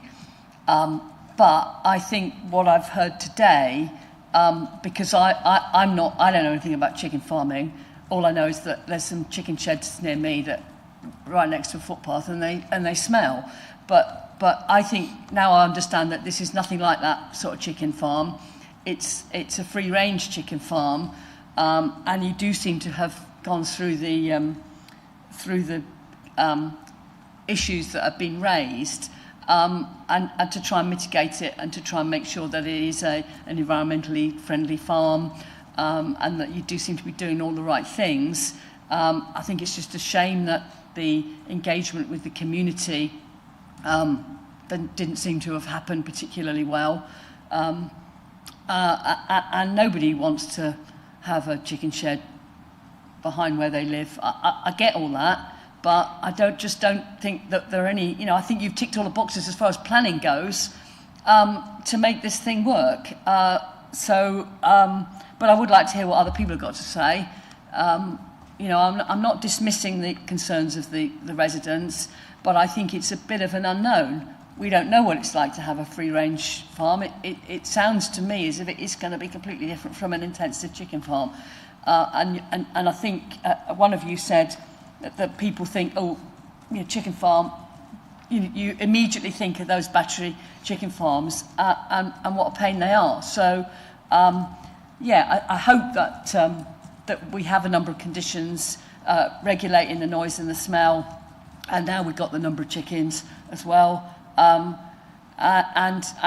you know, free-range chicken should be the way that we're going. And if this is a way to produce free-range chicken in a sustainable, managed way at a reasonable cost, then I think it's better than having more battery farms. So yeah, I'd like to hear what the other members of the committee have got to say. Councillor Linda. Thank you. This is more of a pre-debate question to the officers here. Is it correct that this site specifically would be the only one that could possibly get planning permission, or is it not so? I don't think we can answer that expressly because we do not have those applications before us. What we do have is this application, and I think, as Chair rightly said, we're looking at the merits of this application, and those have been addressed from our point of view. What I can't do is say we would or would not grant something elsewhere, I'm afraid, but we have to look at the site we've got and its merits. Thank you, Chair. Yeah, the reason for my question is that I believe the applicant stated that he was told that apart from this particular field, no other field could possibly obtain planning permission. If that was the advice they've received, I don't believe that's been shared with us, and certainly I think, as was referenced earlier, we're the decision-making authority, and that would expect to come to committee, and I don't believe we've given pre-app on any other sites either, so again, can't categorically provide that from our perspective. Does anybody else wish to contribute to the debate? Councillor Elkin. Thank you. Where I live, we have an intensive poultry production unit on one side of the village and a free-range unit similar to this on the other side of the village. And we were all really concerned about the impact of that. There is some. We do hear it sometimes. We do definitely smell it sometimes, particularly at the end of production cycles. I have to say it's not nearly as bad as we all thought. It's akin to, you know, muck spreading at the end of harvest season. You know, it's a similar sort of, you know, thing you experience in the countryside. You know, just from my personal experience, I don't live 200 metres away. I live further than that, so I appreciate there might be other impacts. I feel slightly reassured that about the borehole, that there's going to be some monitoring, because I know farms can have a borehole and many do, and we have no monitoring. We've no idea how much water is being extracted if they're going over. So the fact there's going to be monitoring seems like a positive. And it's also positive that the conditions say that the birds have to be free range. And I know if they go over that number, then there will be EA permitting required. So that all seems sort of positive. I do have some concerns about the cumulative impact. I sort of heard what you said about, you know, yes, there'll be nitrates and phosphates, but you're also not putting artificial fertiliser on that land anymore. So it's sort of taking one out, adding one in. But I should have asked it earlier whether there was something in the SPD, I think, about the cumulative impact and how far that has to be considered, and whether I mean, I know there's lots of these units popping up all over the county. Is that something that was looked at in the assessment? Sorry, should have asked that before. If you can answer that, that would be helpful. Yes, so cumulative impact is something that we would have to look at, and obviously highways look at that from a traffic routing perspective as well. Obviously, that was another kind of key concern. I don't know, Gemma, you're probably more familiar with the SPD. So it has got the requirement. It links into RP 14.3, so the two join together. So the SPD in itself doesn't control things. We've got to work on the policy, but it gives some advice about those cumulative effects. So that's part of perhaps the highway network. Obviously, we'd be aware of, and I think Jasmine looked at where the food comes from, where the chickens come from, where the litter goes to. So that's all part of that overall assessment as well. Yep, but I wasn't really thinking of highways. I was thinking of pollution in terms of things like phosphates, nitrates. So going back to your earlier question, where I mentioned about Suffolk County Council Floods and Water, I've actually confirmed with them, and that is specifically something they are looking at. They will not allow anything to be discharged that is dirty, essentially, into a watercourse. So that's something they're looking at, and obviously they look at for each individual application that is received. Obviously there's different issues if it's completely uncontrolled with arable crops and things with nitrates and fertilisers and everything else kind of going in, but with this specific application they are content that you've got the two separate elements to it. So you've got the attenuation lagoon, which is controlling and making sure there's no pollution going into the watercourse, but then you've got the sealed dirty water containment tanks as well. I still feel a bit confused because we've heard the attenuation lagoon is relating to flooding and greenfield discharge rates, not controlling pollution from it's the runoff. part of the SUDS manual that Suffolk County Council Floods and Water. They are connected, which again there's a bit of a crossover, but they are checking that there's no contamination that leaks through from any sort of discharge to a watercourse. Okay. And the final thing I was going to say was that we'd heard from people living locally that there hadn't been very good communication. I don't know if we had any sort of conditioning, was there going to be some sort of community liaison process? Is it going to be easy if people feel they are being disturbed by noise or smell or whatever it is? Will they have an easy way to kind of register that, as it doesn't, I don't think, have an EA permit, so they can't go through that route? That's something we can definitely look at. I mean, we've done community liaison schemes on a number of other applications, so if that's something that members consider is required, then I kind of feel like it's up to the community whether they want that, I think. Sometimes they've been conditioned. Is that what you're proposing, or is it that because you're right, maybe the community don't want that imposed on them. Can we ask? Or can we word it in such a way that if the community felt it would be beneficial, can a community liaison group be set up? I think you're right. What we normally do is put a condition on, and what we usually ask is for the applicant to come up with a scheme, and that they hopefully have done that in liaison with the parish, with perhaps the district councillor for the area, and come up with something that everybody's happy with. I think some people have had sort of a website, an email address, and phone number. Other people have had monthly meetings or quarterly meetings, depending on what everybody would find helpful. And equally, some of those have evolved over time. So perhaps they've started with a lot of meetings. It's settled into what everybody understands is regular, but there's a backup plan if issues arise, sort of thing. And I think, as Councillor Elkin has said, it's basically having somewhere to report or ask and say, look, we were disturbed last night. A means of communication, I think, absolutely. might be necessary. So we could make sure that's in place as a bare minimum, even if there isn't agreement between everyone as to what liaison they would like. We would be able to say, okay, we think we're going to impose our decision on this. We think there should at least be an email address, a phone number, and a website, where if you do experience it, you can get in touch. Even if there isn't agreement between everyone what liaison they would like, we can make that available. But we could also ask that there's discussion with parish council, district councillor, residents, as to what form, if any, they'd like. I think that's what normally happens. It's a condition, and then when they come to discharge it, it goes out to the parish for them to comment on. That's it, absolutely. So we try and encourage people to speak before they submit the condition, But worst case scenario, we would consult the parish on that one. We don't normally on a discharge of condition, but we make the effort to, so the community liaison they've had a chance to comment on. Thank you. Councillor Hardingham. Thank you, Chair. A couple of things.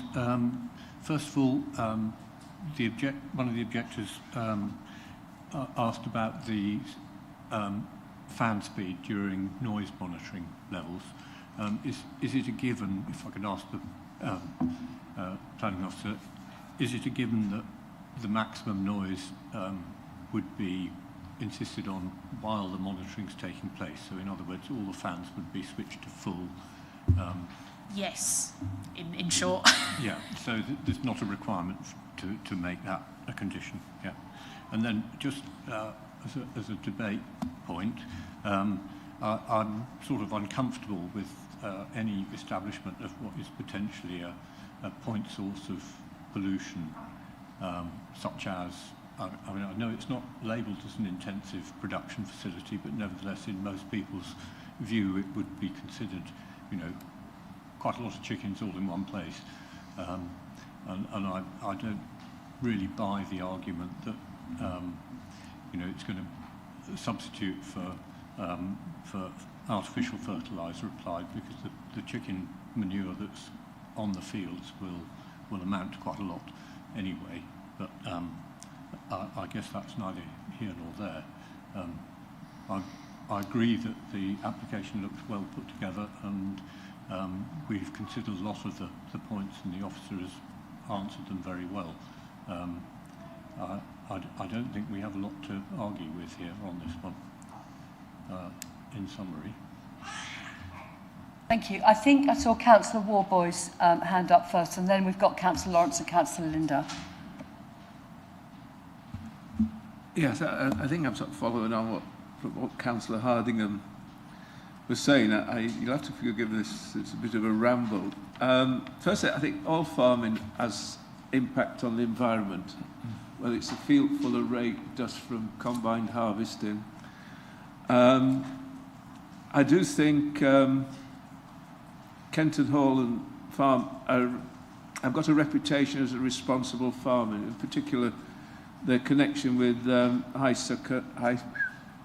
Suffolk's farming cluster. Again, their sort of programme of sustainable farming and increasing biodiversity, managing floodwaters, is to be commended. And I think, you know, we are looking at a farm business that is diversified into food production, albeit of a more intensive nature, rather than diversifying into, for instance, solar farms. So we're still looking at food production and satisfying that demand. So there is an impact, yeah. We've got the number of vehicles will be increasing, the changeover, the sort of, I think probably about 8 or a dozen lorries moving around. So that will have an impact on the local environment. I do wish we had a bit more guidance from some of our consultants, and sort of, I think Anglia Water and South Eastern Water, they should actually follow the same sort of pattern, really, especially when they're probably using the same sources of water, whereas one interprets it in one way and one interprets another. I don't think Anglia Water's on very safe ground saying, no, we're all right here. That is a bit of a concern. I think we are placing quite a lot of burden on our officers in terms of monitoring this, because we will need to monitor it fairly continuously and regularly in order to sort of see whether other agencies are going to enforce any breach of the planning. I'm also got this little doubt in the back of my head about the capacity of the Environment Agent and DEFRA to actually enforce any breach of planning, but I get that is something that we can't really put into the planning, it's just a personal doubt. So it is a well thought through scheme. I think Kenton Hall has a lot to gain from it as a commercial reason, and its success would be, is needed to be sort of maintain its reputation. So I think there's a lot at stake for it to be successful. It does impinge on the footpath. People will be walking past chickens and sheds for part of that footpath. I like the condition that I think we're putting in, where there's going to be an improvement in communication with the neighbours in order perhaps to look at the impact of the lorry movements. But it's very difficult to pin something that is a material reason that we could actually object to this. Yeah. Thank you. Councillor Lawrence.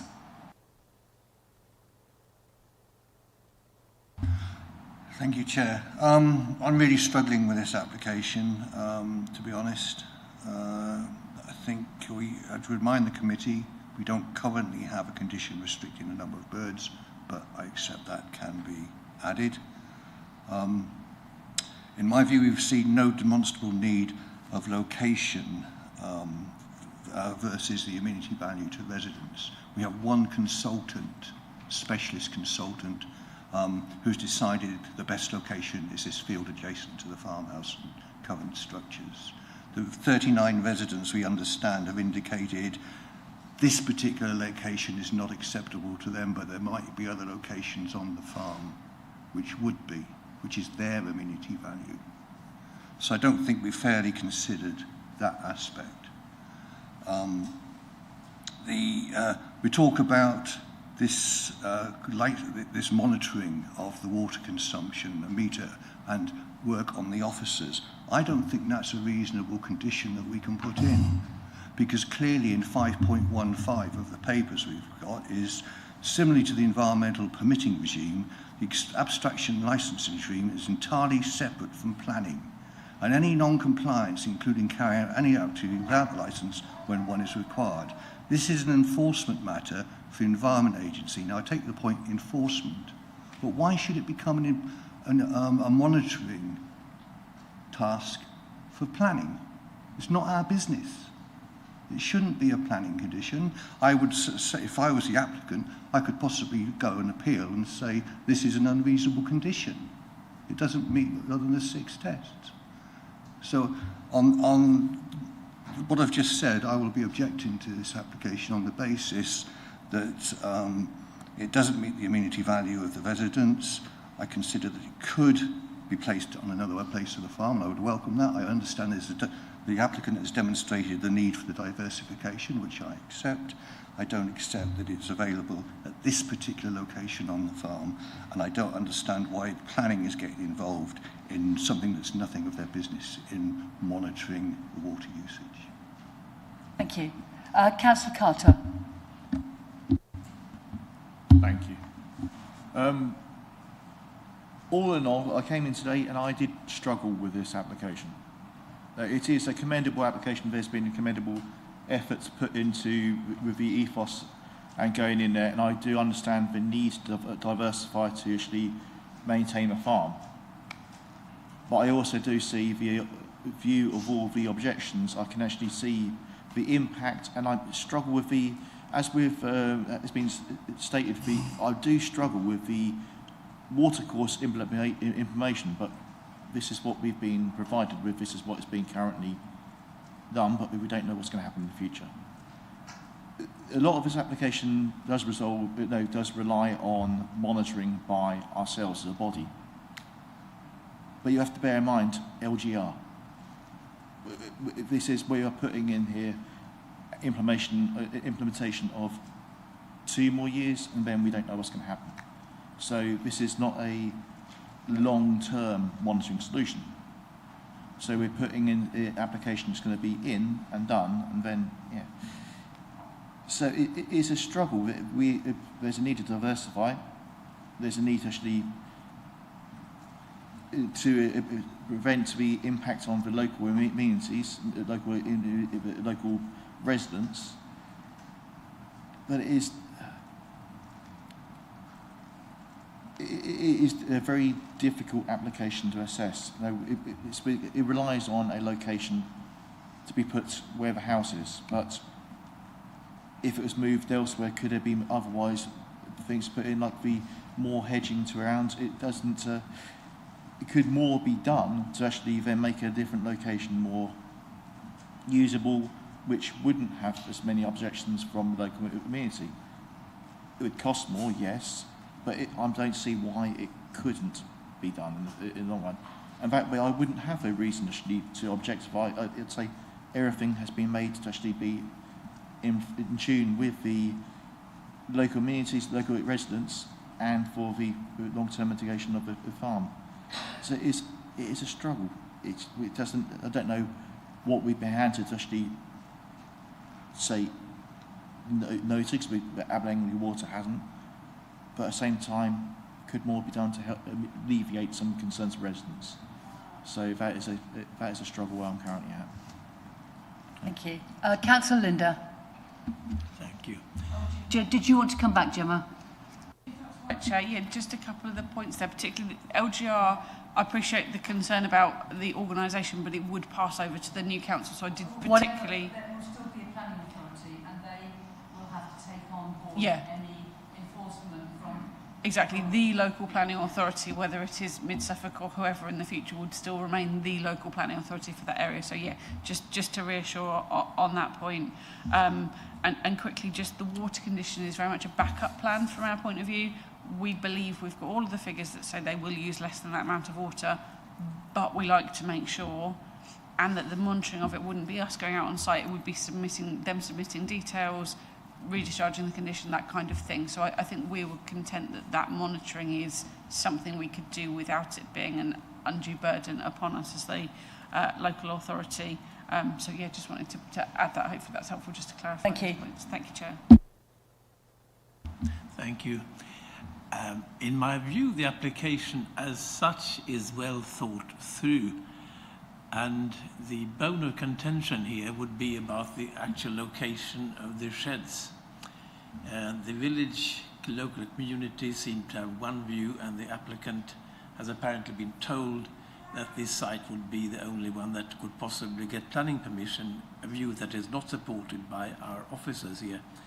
So therefore, I would propose that we defer the decision today, arrange an on-site visit for all of us, and then get back as soon as possible to make up our minds. Because I can understand that the applicant will get the wheels in motion as well. What would be the what would we be expecting to find out from the site visit? Visual impact plus the vicinity to these 100 people living within 600 meters, the slope of the land, and combined with the prevailing direction of wind, which is also mentioned in one of the objections. Okay, do we have a seconder for Councillor Linda's proposal? Councillor Carter. So we have a proposal to defer for a site visit, I think. Do you want to speak to that? Yeah, sorry, slightly on a side of that, it was just if this is about other sites and availability, was just to say the policy doesn't give us that flexibility. The policy, and I think several people have actually mentioned, they understand the need for diversification, and that's exactly what the policy says. There must be demonstrable evidence to justify the need for any proposals for new agricultural buildings outside settlement boundaries. It does not say we should pick and choose and we should sequentially assess sites. That is ultimately for the applicant, and we should determine the application before. So I just wanted to add that into the consideration. Thank you, Chair. Thank you. So that is a proposal that stands because it's got a seconder? Yes. Does anyone wish to make any comment on the proposal, or shall we just go to a vote on the proposal for a site visit? You want to say something, Councillor Hardingham? Yes. Unfortunately, I understand the reason for this proposal, but I think the only possible result of it would be us coming to a conclusion that was not lawful, really. Doesn't fit within the limits of what we're allowed to decide. because we would come back and say, well, we want to look at a different planning No, application. we can't do On that. the- We on the- can. We can. exactly, That's so- why I asked Councillor Linda what the purpose of the site visit was. Yeah, He so- said so- it was to look at the slope of the land, the proximity of the buildings. We couldn't decide it was going to go anywhere else. No. All we could do is say whether we wanted to approve it or not. Yeah, so I feel that the site visit would really be redundant. Thank you. Councillor Lawrence. I don't think a site visit adds anything to what we've already got. We know the proximity of the wind direction in relation from the current position of the sheds to the wind blowing in the direction of the village. So I don't see going there and seeing it. You know, the comment's also been made, if the sheds were in a subsequent if we were minded not to approve this application and the applicant decided to reapply elsewhere within the farm, and added screening and hedgerow is better for nature, for instance. So I think we've got all the information we need to make a decision. I don't see any added value in a site visit. Councillor Carter. Having heard the comments, can I withdraw my second? Yes, that's okay, is it? Yep. Councillor Warboys, did you have your hand up? Yes, I did, Chair. Thank you. I think it was Councillor Lawrence sort of mentally. It's quite clear in the documents the proposal is considered acceptable in respect to landscape and visual impacts. Heritage say that the sort of impact on the Grade 2 listed Kenton Hall is acceptable when balanced by public benefits. And to be honest, again, you've got the applicant. They run it's run as a wedding business. It's in their best interest to make this visually mitigated for. Trying to find a good word to put visually together, but it would. Their immediate environment is very important to them, basically. So I don't think we'd benefit from a site visit. So we no longer have a seconded proposal for a site visit. So unless there's another seconder, I'm afraid that proposal will now fall. But do we have any other proposals forthcoming? Councillor Lawrence.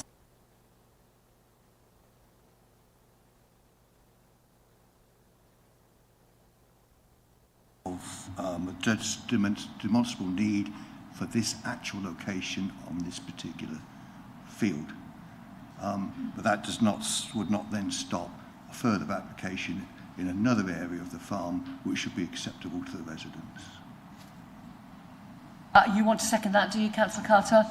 Okay, so we now have another proposal to refuse on the grounds that there isn't a demonstrable need to use that particular field. Have I got that right? Maybe Gemma wants to comment on that. Yeah, I might need a minute just to check in. I'm just double checking. So what we're looking at is that concern under LP 22 that there is not justification of the need for the proposal for agricultural buildings. Is that? Not in that location. The paperwork we've got, it says justifiable need that has been demonstrated by the applicant, but it's the location. And we've got the residents saying it's not the location. The location is the issue here, from my understanding, and that's what I'm trying to support. The need, I agree with, it can come back possibly in a different location that is acceptable to the residents. Okay, thank you for that. I suppose where I'm trying to come to with setting that out as a reason is that the wording of the policy is there must be demonstrable evidence to justify the need for any proposals for new agricultural buildings outside settlement boundaries. So if we accept that there is a need for it outside a settlement boundary, that doesn't actually take us to the location anywhere else. It is only, is it okay outside a settlement boundary? We can conclude perfectly acceptable, they don't need it at all, they haven't justified the need, therefore that conflicts, but yeah, I wasn't following that point through. So you really need a reason as to why it can't be in that particular location. So, Councillor Lawrence, what are your reasons for it not being in that location?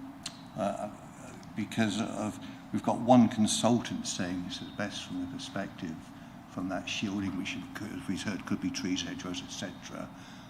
But there's got 39 residents objecting to that particular location. So there's nothing to say these sheds can't be built and surrounded But with 39 objectors, to my knowledge, is not a material reason for refusal. I know, unfortunately, there is harm to any development, and we have to specify exactly what this harm that can't be mitigated by any of the conditions or monitoring plans or whatever else we've got in place. What is it about this particular location of these particular buildings that we need to have a material reason for not putting there, if you know what I mean? Okay, well, what we've got in our papers under LP14 is they must provide appropriate justification and demonstrable evidence for the location. And that's in paragraph 3.5 of our papers. And I accept planning officers' thing on LP22 is the need, that's one thing, location is another under LP14, or it's my misunderstanding. I'm not arguing about the need, I'm arguing about the location in alignment with the objectives. I'm just going to wait for the officers to come back with a comment on that.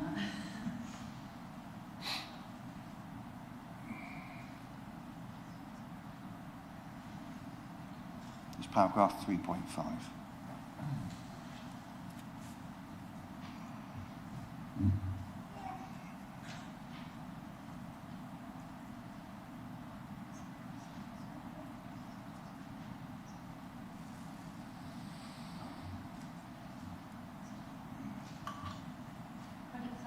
Sorry, I'm just rereading that paragraph myself. It does say that where any new proposals which are in remote, isolated or detached locations, is that a detached location that is remote and isolated?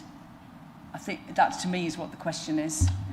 So I think in terms of that part of the policy, so that whole sentence, because I think we need to read it as a whole, is where proposals for expanded or new units adjoin existing groups of agricultural buildings, or any new proposals which are remote, isolated or detached locations outside settlement boundaries, they must provide appropriate justification and demonstrable evidence for the location.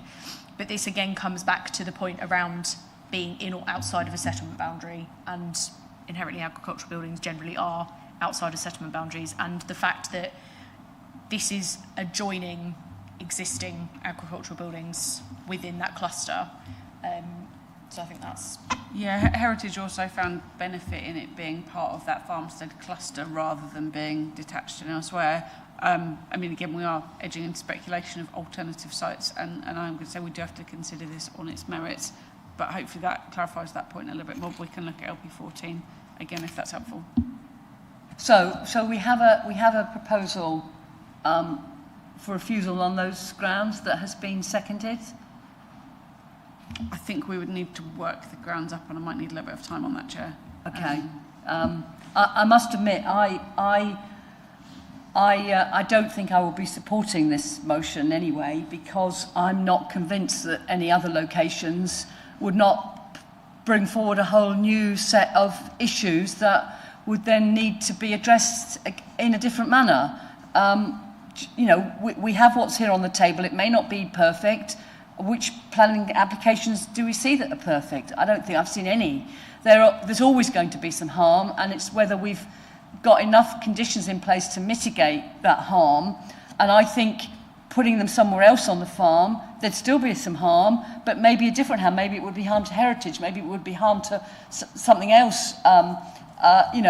We have to assess what's on the table. I think just saying we don't like it there, we want it somewhere else, which is effectively what we appear to be saying, I just don't think I can support that argument.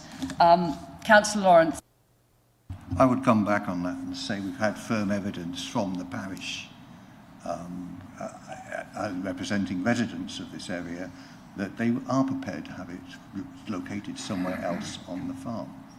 So they might be, but the planning regulations might propose other issues. It might be the neighbour doesn't want it there, he wants it somewhere else, but that somewhere else may have a whole load of other planning reasons that it means it can't go there. So that's my difficulty. I don't believe that putting it somewhere else would make it perfect. Councillor Ward.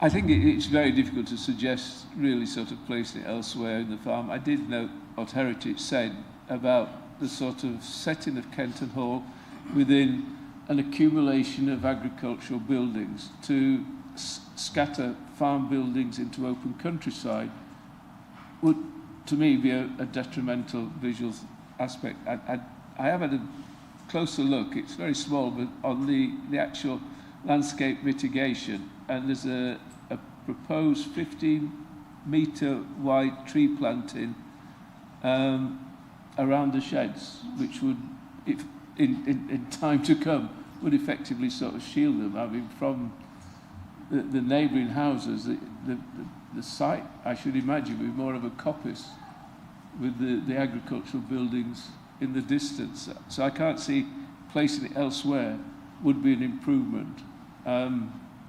So I don't think placing it elsewhere. The biggest shade I feel from is on the proposal is the abstraction of water in the context of a stressed water system. But we rely on Anglia Water to sort of say this is a problem.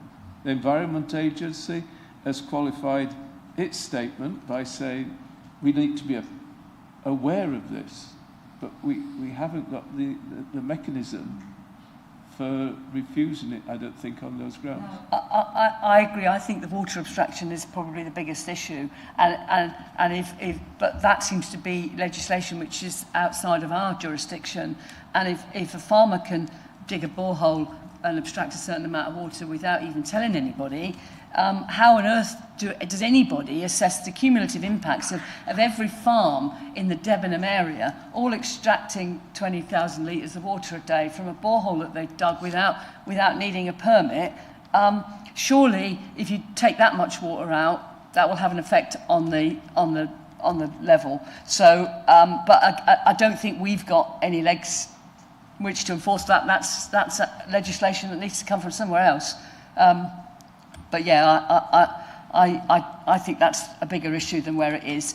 But talking about the planting around the hedges, is that I know we've still got this proposal on the table, but are there any conditions about the timing of that planting and whether how established it will be before the chickens turn up? So we have got a proposed condition, I'm just finding it, submission of landscaping scheme and implementation. Obviously, if members were minded to, we could do a kind of advanced planting condition, which we have done in the past.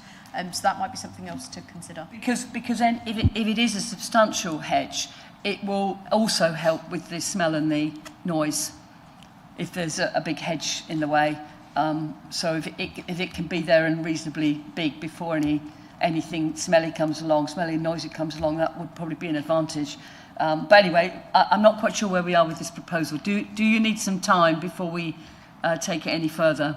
I think we might need 5 minutes separately, okay, just to see where so we're at. I'm going to propose that we take a 5-minute breather. Please do not, members, you're not allowed to talk about the case whilst you're out the room, but you probably could go and take a comfort break. But so 5 minutes.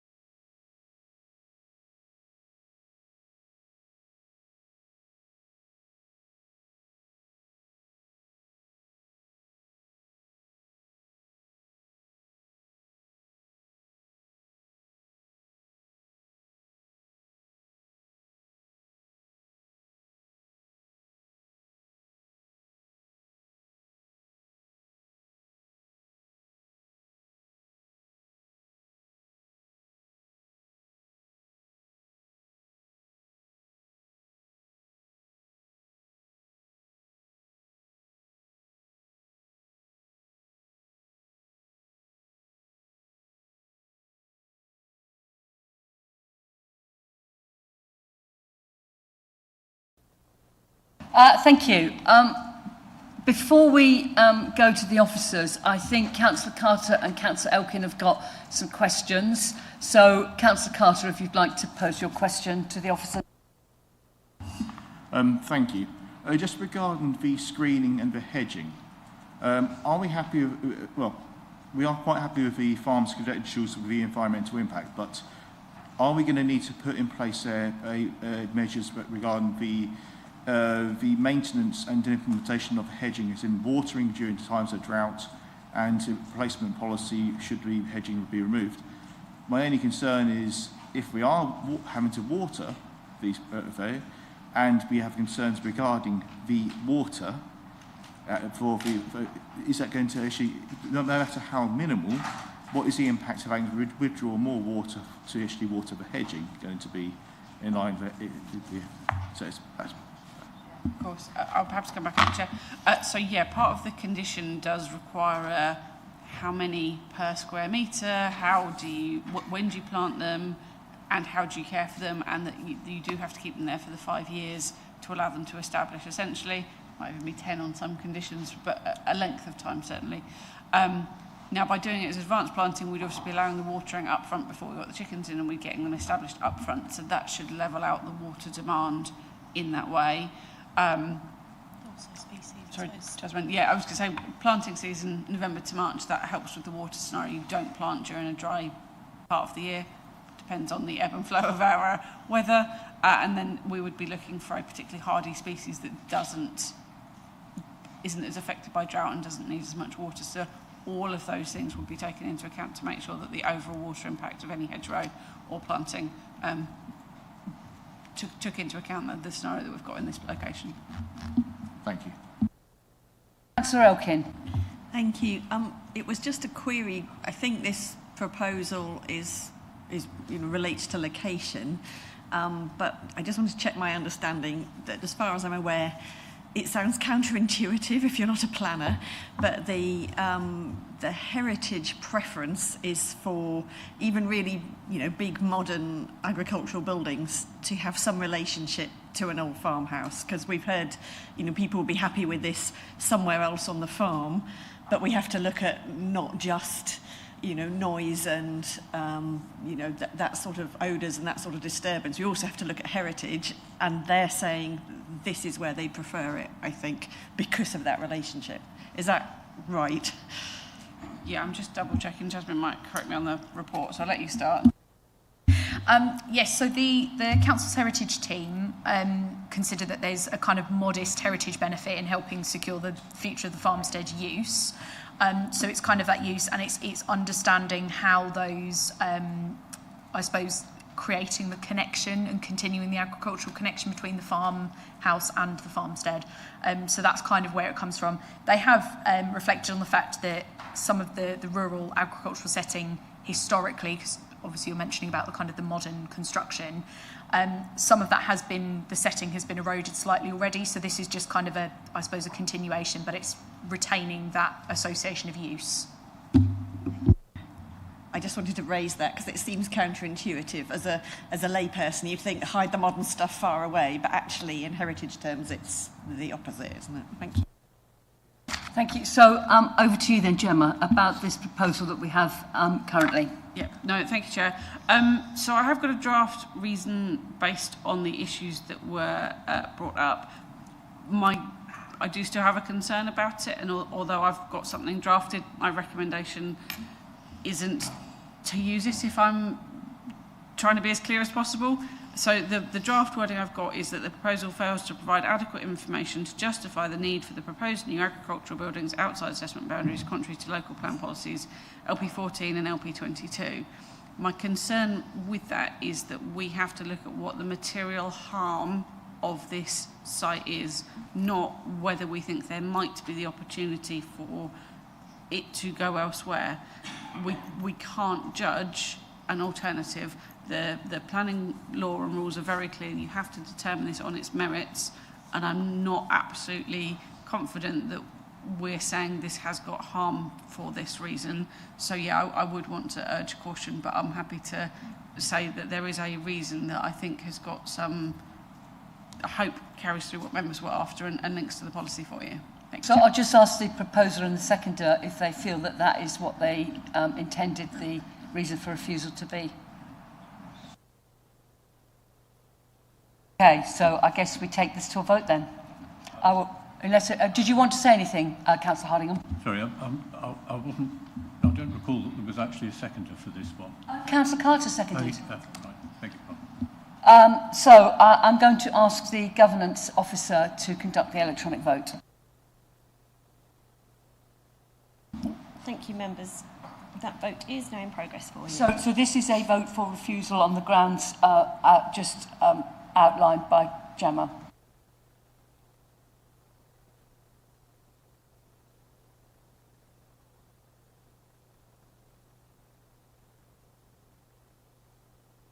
So if you are voting for refusal, you tick for. If you are voting against the refusal, you tick the against.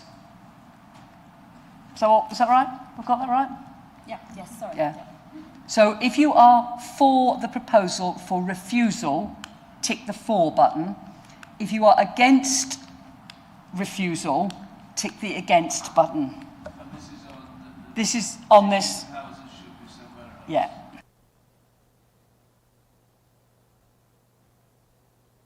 If I can read the reason again. Read it out again. So it's the proposal fails to provide adequate information to justify the need for the proposed new agricultural buildings outside settlement boundaries, contrary to local plan policies LP14 and LP22. Thank you.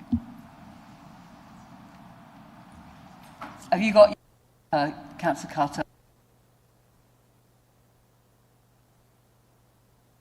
Like I said, that is what the motion was for. It wasn't what the motion in my head was when I was initially supporting it. And having heard your concerns, there's a valid reason for concern. So I never actually answered that way. I still support. You went with Councillor Lawrence and then move on, and having heard the reasons, it doesn't seem like a reasonable. I don't believe it's going to have any support from anyone else regards this unfortunate proposal. Halfway through voting. Well, okay, I'll just... No, it's. I think the officers just rescinded that vote. Are you saying now that you no longer want to second that vote before you've placed your vote? Is that what you're saying, Councillor Carter? You no longer want to second that proposal? That was what was based on the observations from the officers. That it doesn't seem like a valid reason for objection. And it's...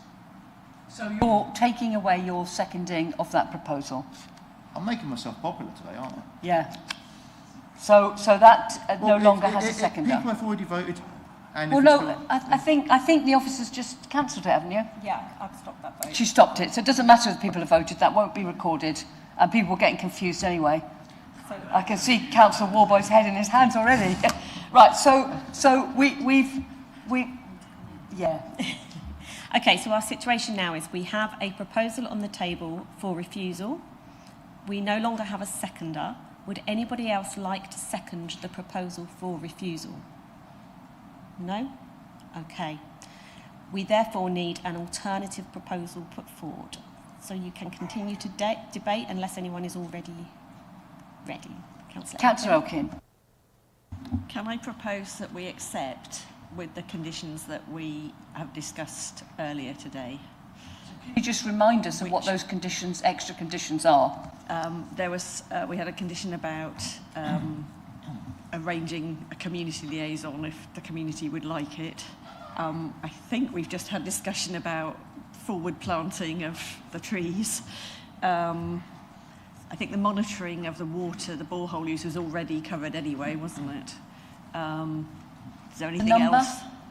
Or what's the number one that you proposed anyway? I think Jasmine started off proposal, but based on the various comments, what I had was the free-range birds, just to clarify that. So free-range birds restricted to 39,998, the community liaison scheme to be agreed, and advanced planting. So I think that covered the various points there, Chair. Is that what you recalled? That's all I can remember. Right. If anyone else has got anything else. Do we have a seconder? Councillor Hardingham. And did you have anything else you wanted to add to the conditions? I just wanted to reconsider the condition on the extraction meter on the borehole, which states that water abstraction rates are available to the LPA upon request. So they're not being submitted automatically. Are we all happy with it to be like that? Does that actually put more onus on the officers to remember to request them, though? Yeah, absolutely. We can amend that as at your will, essentially. So if we want to change that is to available on request, is the scheme to be agreed? What concerns me is that might actually put more of a burden on the officers of the local planning authority, because they'd have to ask for it rather than some email coming in on their desk, and they can either act on it or store that information for further detail. But actually actively having to ask might actually put more work onto the officers. So I'm not that keen on adding that condition. Sorry, what I was suggesting is, rather than evidence available to the LPA on request, is the fact that the condition would require the submission of a scheme capping the water usage with regular evidence and report made to us. So yeah, I'm happy to correct that one in the notes. That seems to be a better way of doing it. Yeah. So monthly or 6 monthly or something like that. So are you, as the proposer, Councillor Elkin, you're happy with that? And you're happy to second, are you, Councillor Hardingham? Does anybody wish to say anything on this motion that we now have on the table? Councillor Warboys, were you just going to second, or did you have something extra that you wanted to say? No, Chair, I'm quite content, I suppose. I would like to sort of just mention that we would... It would be good if Anglia Water a little bit came forward with a bit more detail. It's not just this planning application, but housing developments are saying on why they don't have any objection. It just... Maybe we ought to actually have a some sort of...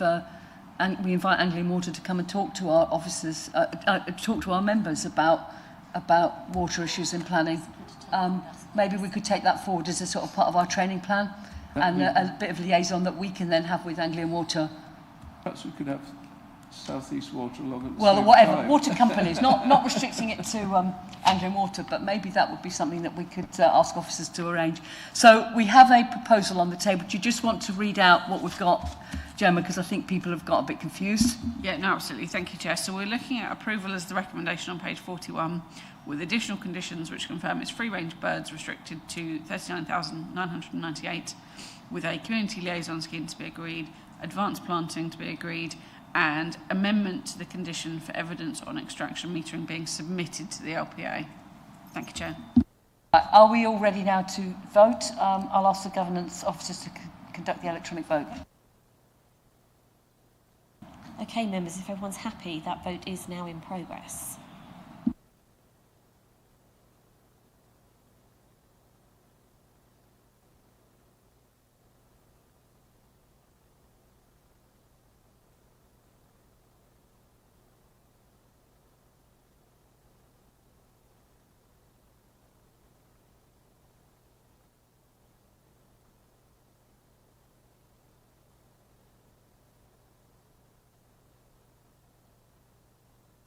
Thank you, members. That's 5 votes for, 1 against and 1 abstention. Therefore, that is carried. Thank you.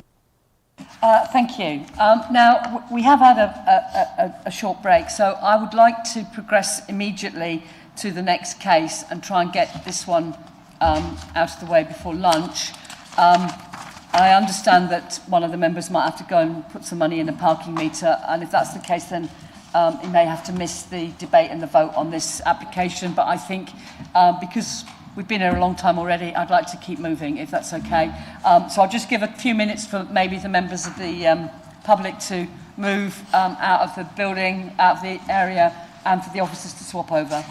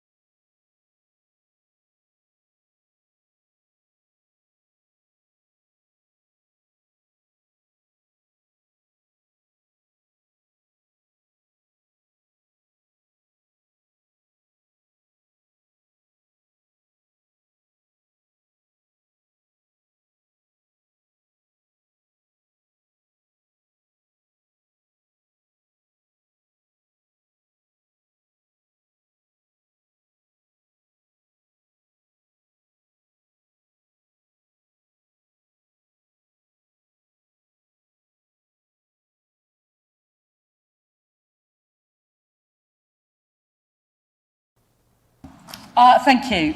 We're now going to move straight on to item 7B, DC 2501-673 at Truck East Limited, Violet Hill Road, Stowmarket. As ward member for this application, Councillor Carter will not be able to participate in the debate or vote for the application.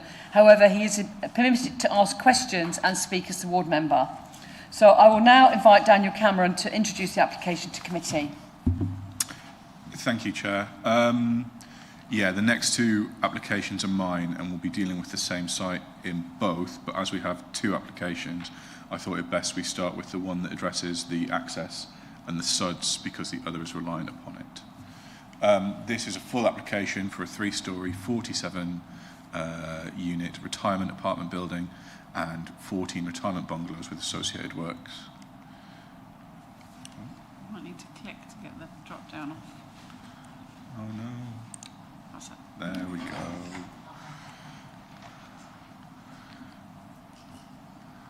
So here we are, members. We're in Stowmarket off Violet Hill Road. That runs up along here.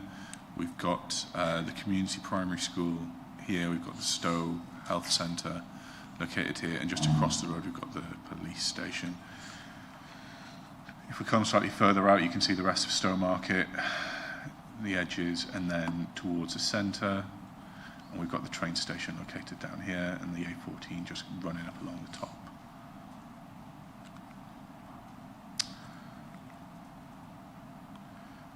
In terms of our location, here's the red line of the site, and we've got 3 concentric rings, 250 metres, 500 metres and 750 metres from site, and this is just showing the location to the facilities within Stowmarket. So we're probably looking at about a 500 metre walk to get into the town centre. And if we come slightly further on, again, similar rings, but these are the bus stops located around the site, and then I've got the train station within Stowmarket itself. This site might be familiar to some members of the committee. We previously, as set out in the report, had approved an outline planning permission for the erection of up to 65 new dwellings on this site. This is an extant planning permission. Reserved matters could still come forward upon it. But we've got a number of 2-storey dwellings composed within the rear of the site. We've got a suds pond down here in the corner, and then we've got, again, a 3 to 4-storey apartment block to the site frontage. If I show you that in the indicative scale, members, you'll get an idea for the form of development we previously approved on site. So this is the view from the north of Violet Hill Road, and then this is from Rectory Road. And this is not the application we have in front of us today, members, but it is important to bear in mind that we have previously approved residential development on this site. So at this point we're dealing with this roughly L-shaped parcel of land within the site. You'll see that the next application will deal with the blue-lined land. And we've got a number of Grade 2 listed buildings, predominantly Evelyn Fyson House, located slightly further back behind this larger flatted development that I'll show you in my site pictures when we get slightly further forward. There's also a group TPO on some trees along the frontage of the police station, but they don't affect our site, and you'll see when we come to landscaping plans that they've been taken into account and tree protection is in place for them. So here's the site layout, and helpfully the applicants have worked together and they've penciled in each other's developments on each other's layouts. So we can see we've got some of the large trees to be retained on the other side of Violet Hill Road. We've got a number of 2-bed bungalows to the site frontage and to the backing onto Kent Road, and then we've got a 3-storey L-shaped apartment block to the rear. And we've got some of the landscape plans. A number of these mature trees aren't within the site boundary, so they sit on the edge, they sit on the school's land and on the boundary here. And as we come to the photos and the presentation, members, you'll get a clearer idea of how mature those trees are and the impact of development within that site on them. There is a permissive path that runs up connecting the residential development behind the application site to the school. that's not within the red line site boundary for this site. I think previously when we were looking at a residential scheme, we had conditioned that a permissive path, addition to that permissive path come in through this boundary, but as we're dealing with something that won't necessarily produce school-aged children, we've decided to remove that so there isn't the additional wandering through into these private garden areas. This is the existing site, and it's been developed in such a way that it gives us an idea of the building heights. So this darkest purple is the tallest building on site. It's the office building, formerly of the Truckee site, but you can see surrounding, we've got sort of 2-storey predominantly. We've then got this large apartment block here, and we've got some additional 3-storey within the site, and previously we would have had some 3-storey along this site frontage here. The proposed elevations for the apartment block, and you'll see when we come to the next application that in terms of materiality, it's similar. The dimensions of the apartment block are similar as well.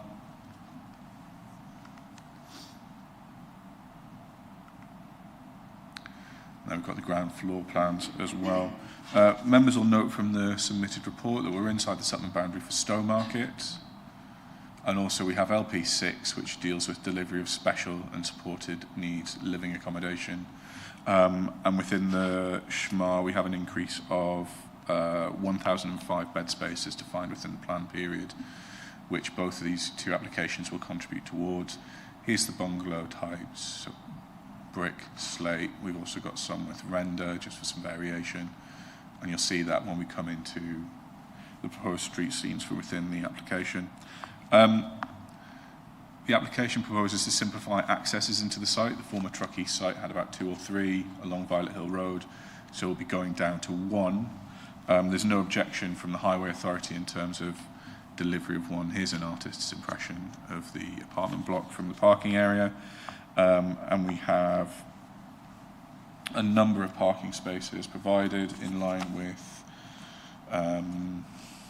adopted parking guidance. I think we've got 61, and then we have an additional 47 electric vehicle charging points, so 1 each for the bungalows, and then within the parking block it's shared 1 between 2. So we've got an artist's impression of the site frontage. So this is actually the care home building as proposed. You wouldn't be able to see the additional buildings within, but I think it's useful to give members an idea of the totality. And this is from Kingsmead Close.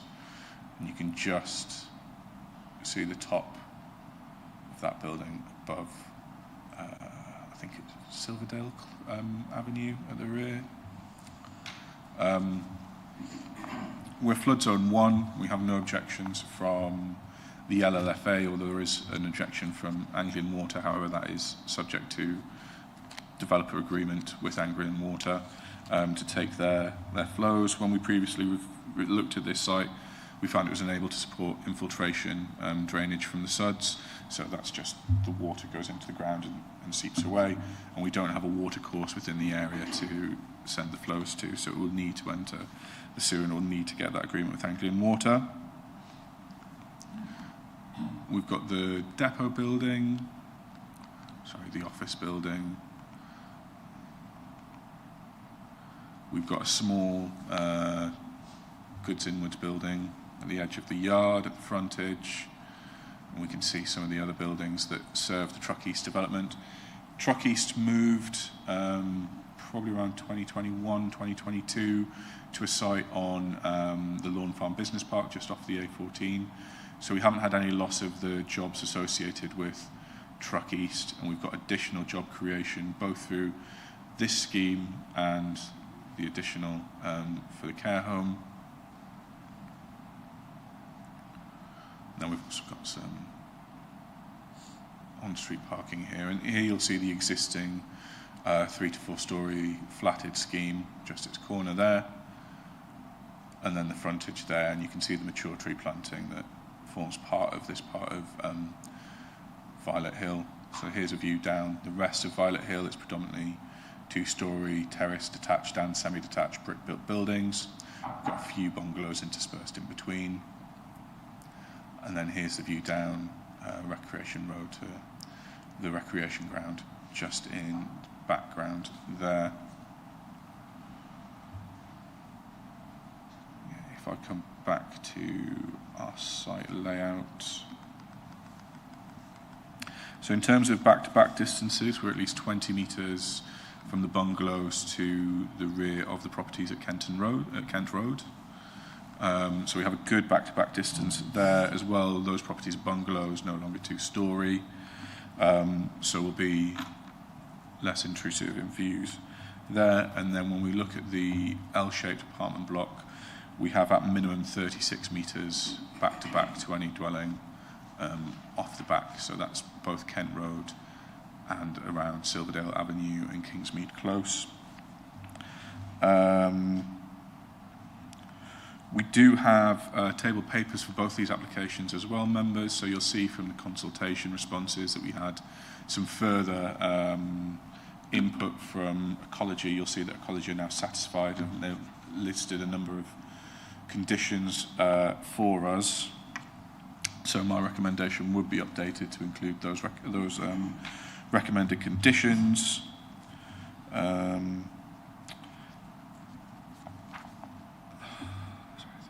The other point I wanted to make was I have had it confirmed today by the agent that there will be PV provided on the apartment block building, although it's not shown on the roof plans or the plans in front of us today. So we may wish to consider securing that via condition as well, members. The recommendation in front of you is for approval. We are repurposing brownfield site. We are delivering supported and special needs housing required by LPO6. We feel that LPO6 is met in terms of its tests, both in terms of the outward designs of the buildings, both in terms of their internal facilities and in terms of the amenity space provided within them, and as well all the buildings within this development will meet the M4-2 standards. I know there is requirement from the Disability Forum to consider M4-3, but we don't have the policies to do that, but members may want to take that view on themselves. I won't add anything else. I'll take any questions arising from the reports from members. Thank you. Are there any questions for the officer? Councillor Warboys? Thank you, Chair. Yeah, just a bit of clarification. There's Strategic Housing have mentioned a sort of they're very positive about the demographic use of the buildings, but they, in terms of affordable housing, they're suggesting quite a substantial amount rather than sort of delivering the affordable housing on site. Have we got a preference for delivering the affordable housing on site, or are we quite comfortable with the idea that it's going to be delivered elsewhere? So generally, yes, our preference would be for delivery on site. However, we're not dealing with a standard housing development. No. The nature of the development offered, because they're envisaged as a retirement as retirement living accommodation, we would be hampered by conditions set on the development to require that the residents met the retirement living considerations. So because we don't necessarily drill into that detail on our affordable housing registers, or because we might not necessarily want affordable housing units to be restricted in that way, we wouldn't necessarily be taking affordable housing from this scheme. In any event, we have had a viability report brought before us, which we've had independently tested, that indicates that actually the scheme isn't viable with commuted sums either. However, we would have the delivery of the supported and special needs housing type that would count towards our delivery targets set out within the SHMA and LP6, we'd also have some benefits in the housing market more generally, whereas people take up these units, their previous family homes re-enter supply. So we've got some freeing up of existing stock to be created, and we've got the creation of older persons living accommodation, and from the SHMA we need about an extra 1,000 bed spaces over the plan period. So we'd have that delivery as well, and we'd have the redevelopment of the brownfield site. Thank you. Any further questions? Councillor Elkin? Thank you. It was just a follow-up to that one. My understanding is the commuted sum is it's not automatic, is it? It's just if they're not definitely going to offer that. It's just if it becomes more viable than they were thinking. Is that right? So yeah. So generally, the way it would need to work within the Section 106 is if there were a dramatic change in the viability of the scheme, and a commuted sum were available, it might be that some sort of clawback mechanism would need to be built into a Section 106 to enable that to be taken. But it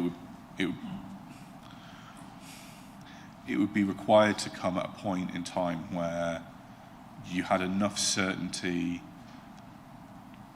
that you knew what the final numbers for the scheme would be, and that you constructed it in such a way that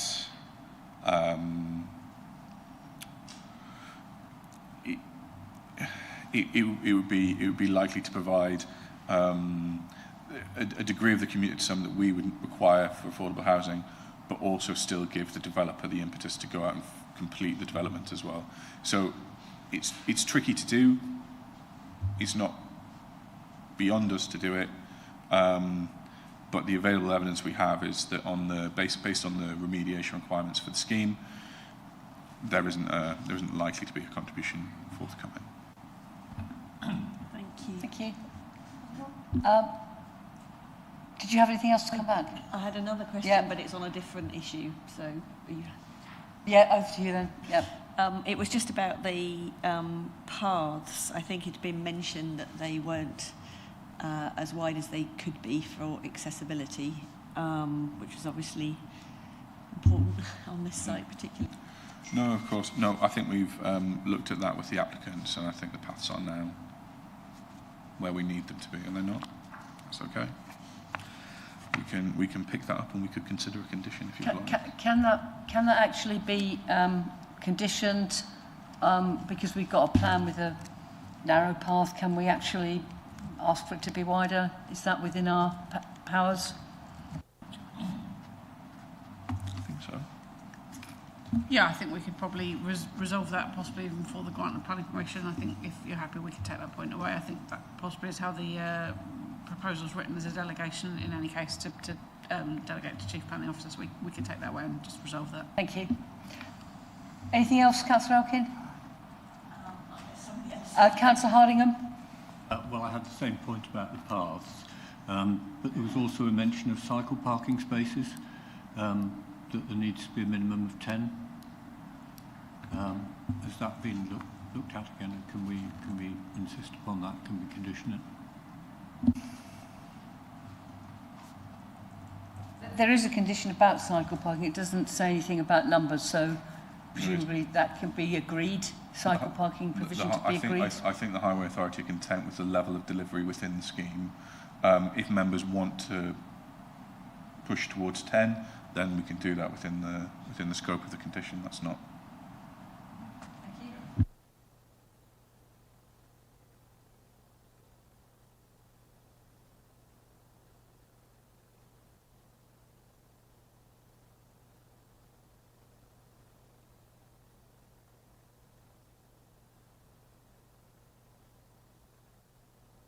Your 3 minutes. I will start the timer once you introduce yourself. Thank you. Perfect. Thanks, Chair. Good afternoon, members. So I'm the planning agent acting on behalf of the applicant McCarthy Stone delivering this development. So I just wanted to start by sharing some figures with you today that are relevant to these proposals. So currently 25% of Mid-Suffolk's population is made up of people aged 65 and over. By 2038, that's projected to rise to over 32%.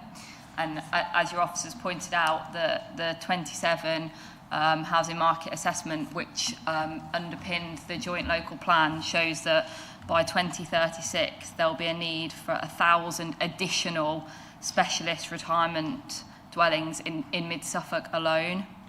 So the proposals you're considering today will help contribute to meeting the identified and increasing need for more specialist older persons housing in the district by delivering 61 new homes in a highly sustainable location, whilst also bringing a vacant brownfield site back into use. The scheme proposes a high-quality design that's tailored specifically to the needs of older people, whilst complementing the surrounding character. The applicant has worked collaboratively with consultees, ensuring there are no technical consultee objections to the proposals, including from highways, the LLFA, ecology, landscaping, trees and heritage teams. The proposals will also secure a range of environmental benefits, including the building having solar panels, air source heat pumps and EV charging to all parking spaces, as well as an enhanced landscaping to the site, retention of mature trees and a delivery of biodiversity net gain. Socially, the scheme will provide residents with a new community, helping to tackle isolation and loneliness, whilst also benefiting the wider housing market as they free up starter and family-size homes to move into this kind of specialist housing. So just to recap that, the proposals are for 61 specialist homes for older people, which will help to contribute to a substantial unmet need for this type of housing in the district. It's been demonstrated how the scheme will contribute to a sustainable development, economically, socially and environmentally. So I urge you to follow your officer's recommendation to approve the application. Thank you. Thank you. Do we have any questions for the agent? Councillor Harding.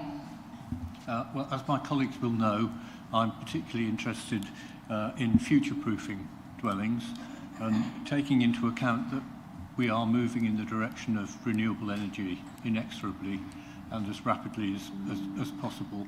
I would ask that all the dwellings on the site be made readily adaptable so that they can take solar panels. And this would necessarily involve planning cable routing from the solar panels to the inverters and the possibility to connect directly to the incoming electricity supply. I mean, if this is designed in before the place is built, it becomes much easier to do it than retrofitting completely. Yeah, just to clarify on the PV, there will be solar panels already on the apartments and the bungalows, so it is covered in the energy statement, so yeah. And in terms of kind of energy efficiency, we're going over and above the building regulations requirements to reduce that, and yeah. Yeah, sorry, I took on board that they were on the apartment block, but not that they were on the... Yeah. On the as said, we can secure it via condition because appreciate it's not shown on the plans. Thank you. Thank you. Any further questions? Councillor Lawrence. Thank you, Chair. Just to ask, would you be prepared, we've just heard a consideration for the provision of cycle shed for 10 bicycles. Would you be prepared to include within that shed electric charging facilities for electric bikes? Because the age profile of the residents, many of them would prefer electric bikes. Yeah, so on that, there is on the ground floor, so there's an internal mobility scooter store.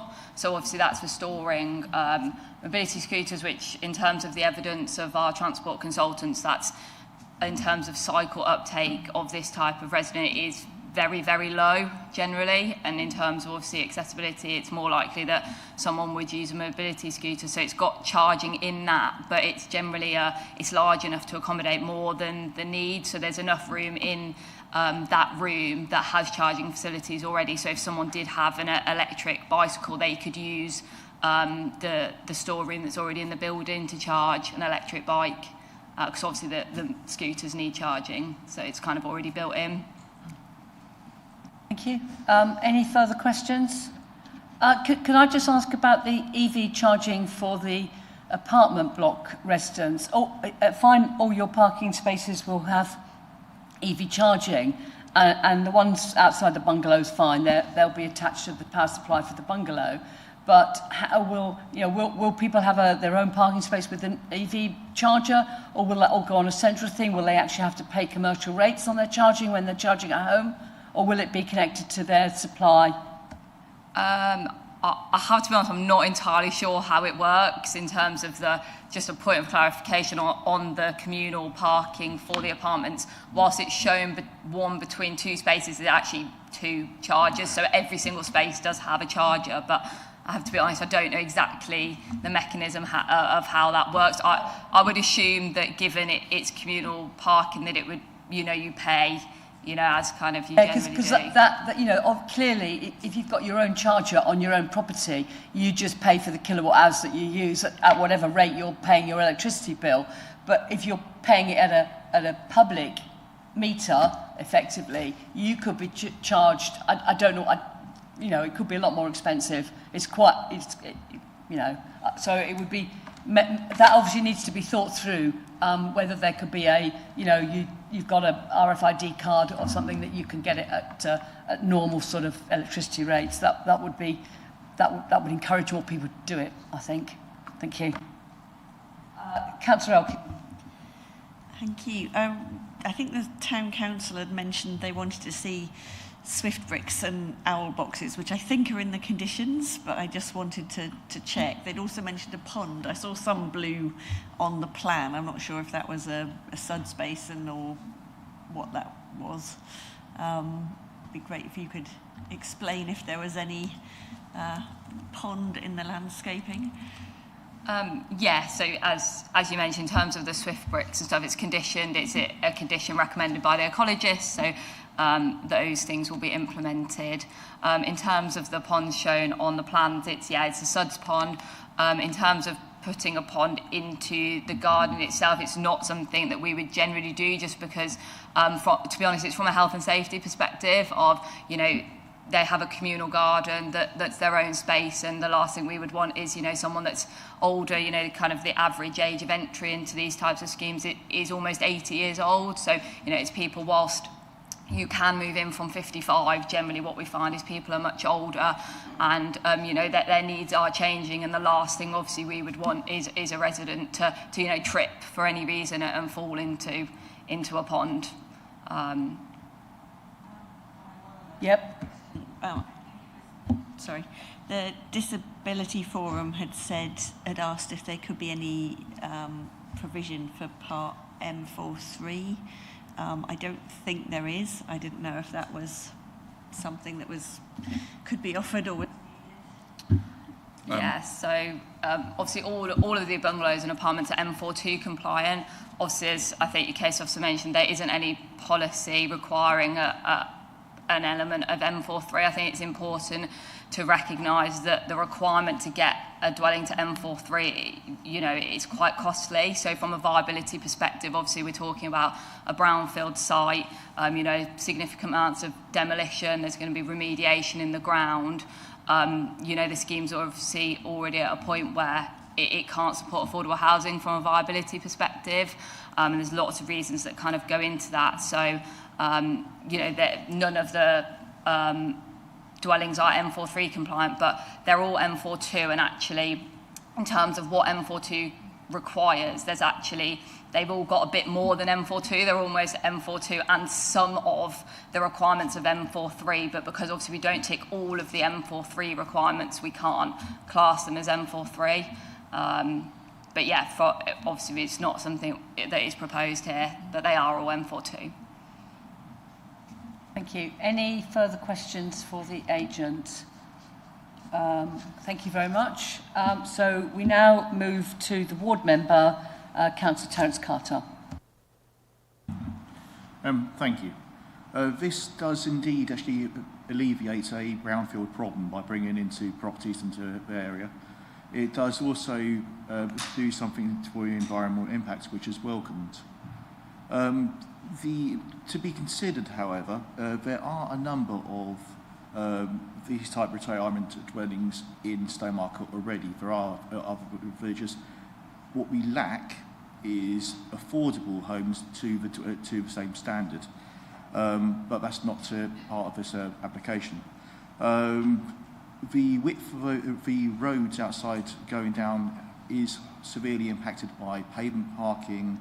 There is a number of times when if you are on a scooter, as I am going past that road, you are having to go out onto the road to actually, because there's no way of actually getting through a path. Either the hedge is going overgrown, and it's cut back lovely for pictures, but it frequently goes over into, it stops you going through. And when there's schools, when the school parks there, you just can't get past path. There's only one path on one side of a road. On the other side of a road, there isn't a path, so you can't even alleviate it by moving over to it. There's no crossings or anything there, so you only have this one road going through, which has the impact of the school parking and other parking.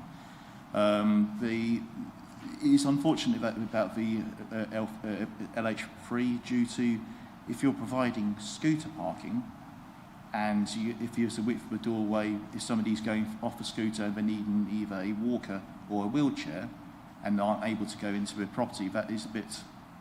Generally, if you have a scooter, it's reason because you are limited to walking. And it doesn't disappear when you get off to walk into your home. You usually have a different aids as well. So it's a bit of a juxtaposition to have one but not the other. But on the whole, I'm happy with the Swift box, which is, it alleviates some of the concerns, concerns with the town council. But it does bear in mind that you do need to be mindful of the additional more scooters on the road at the moment. You can't have one scooter going one way and another scooter going this way, or even one scooter going down the road sometimes due to the parking. And also to bear in mind, across that road in front of the area, whilst there will be a SUDS basin to alleviate the problem with SUDS, that road does quite frequently have a flood going across the path, and the thing. It isn't just due to the Truck East, which does have an impact, but it also is the impact of actually those drains down the road getting frequently blocked, even with cleaning.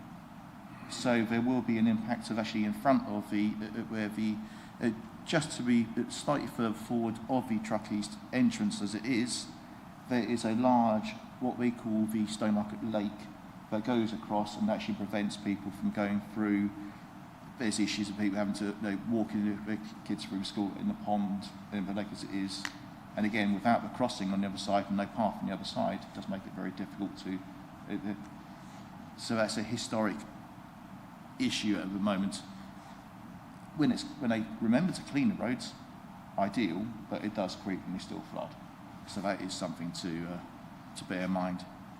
But on the whole, as the application as it is a good application. It does help with the brownfield.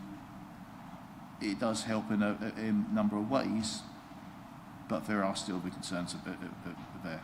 So, thank you. Thank you. Are there any questions for Councillor Carter? Councillor Hardingham. The planning officer mentioned the fact that in the previous application which we approved there was access to the permissive path at the back of the site. Would that alleviate some of your access issues that you've just mentioned, if that were reinstated? It would alleviate to be able to leave a property without going through the pond, through the lake, and it would still allow for access into the town.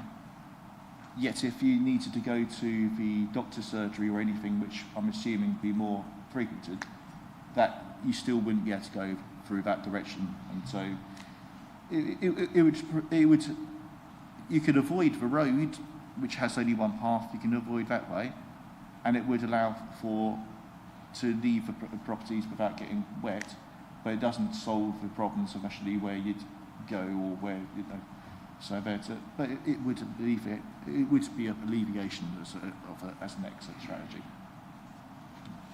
Thank you. Any further questions? Okay, so I'm now going to open this item up for debate. Anyone like to make a start? Councillor Yeah, but I quite like this proposal. It's good to see the brownfield site coming forward, and it's meeting a growing need for sort of demographically defined accommodation. And this site has been sitting, it's an ex-HGV yard, it's been sitting there in sort of really sort of a prime location. I think, in terms of sort of net gains and biodiversity, I think that will be a plus. The attenuation pond is a good feature. I've listened quite as carefully as I could to the comments about the footpath and the footpath widths. I think these are very sort of sensible positions, and if we could actually sort of have an idea from the planning office on how this could be accommodated within the scheme and how possible it would be, and that could be conditioned, then I think if that could be a condition, I think I would like to propose we approve this. Are you making a proposal to approve this application with conditions relating to widening the paths on the site to accommodate mobility scooters better? Yes. Do we have a seconder? Councillor Lawrence, you'd like to second. Can I just go over to officers to make sure that that is a reasonable condition that we can add? So in terms of internal paths, I think that's completely within the control of the applicant. I think we might have issues externally falling into other land ownerships. I also want to be clear about this is about widening the existing shown paths, not necessarily about connecting the site through to the permissive path. I am familiar with the site in Stowmarket, and that path, as I understand it, maybe Councillor Carter can put me wrong, is only takes you from Kent Road, is it, to the school, and it's just got a gate at the end, which I presume is locked when school is in progress, and they open it to allow parents to bring their kids into school and to collect them again afterwards. So in terms of being for the wider community, all they could do is would be able to go out behind the apartment block, turn left and get onto Kent Road. Okay, it might be a slightly shorter way to that little row of shops. I don't know what the name of the road is there, but it probably isn't, even though I like pedestrian permeability, and I would normally be really in favour of it, I'm not sure it would add anything. And maybe it might bring concerns about security for the people who live in the apartment block. So I think we're just talking about the paths on the site, and we can't do anything about the existing pavement on Violet Hill Road because that's not on the site anyway. So yeah, I think it's just the ones on the site we're talking about. So that is something that we can condition. And I presume you're also including all the additional conditions raised by the ecology report that was in the late papers. Is that also included in your proposal? Yeah. Does anybody wish to say anything about the proposal or add anything to it? Councillor Oak. No, it's great having a brownfield site brought into use, but it was just one little thing. Councillor Carter mentioned the Stowmarket flood, and I know how difficult those stretches of road can be, but particularly if you've got people who are less mobile or mobility scooters trying to get through water. I know it's off the site and we can't require the developer probably to do anything about it, but I didn't know if there was any way of requesting that they work with highways to make sure that those gullies are kept clear, or whatever has to happens to minimise the number of times that people are having to get mobility scooters through floodwater. Are you about to say something, Gemma? I think Dan and I were both contemplating, but sadly it's probably out of our remit. The only one that comes to mind is I know there is the React team who do go around and clear and do various works, whether we could put them in touch to see if there's any work that they could do, but that is very much for us. The only other thing we can do is mention that to our county colleagues that is an issue and raise it again and again, unfortunately. But as far as this application, we really can't go anywhere, unfortunately. Thank you. Anyone else like to raise anything? Can I just, I noticed that there is a condition about construction management plan. I have cycled down that road at school kick-out time. I've also cycled through the lake, as you call it, and I know exactly what it looks like.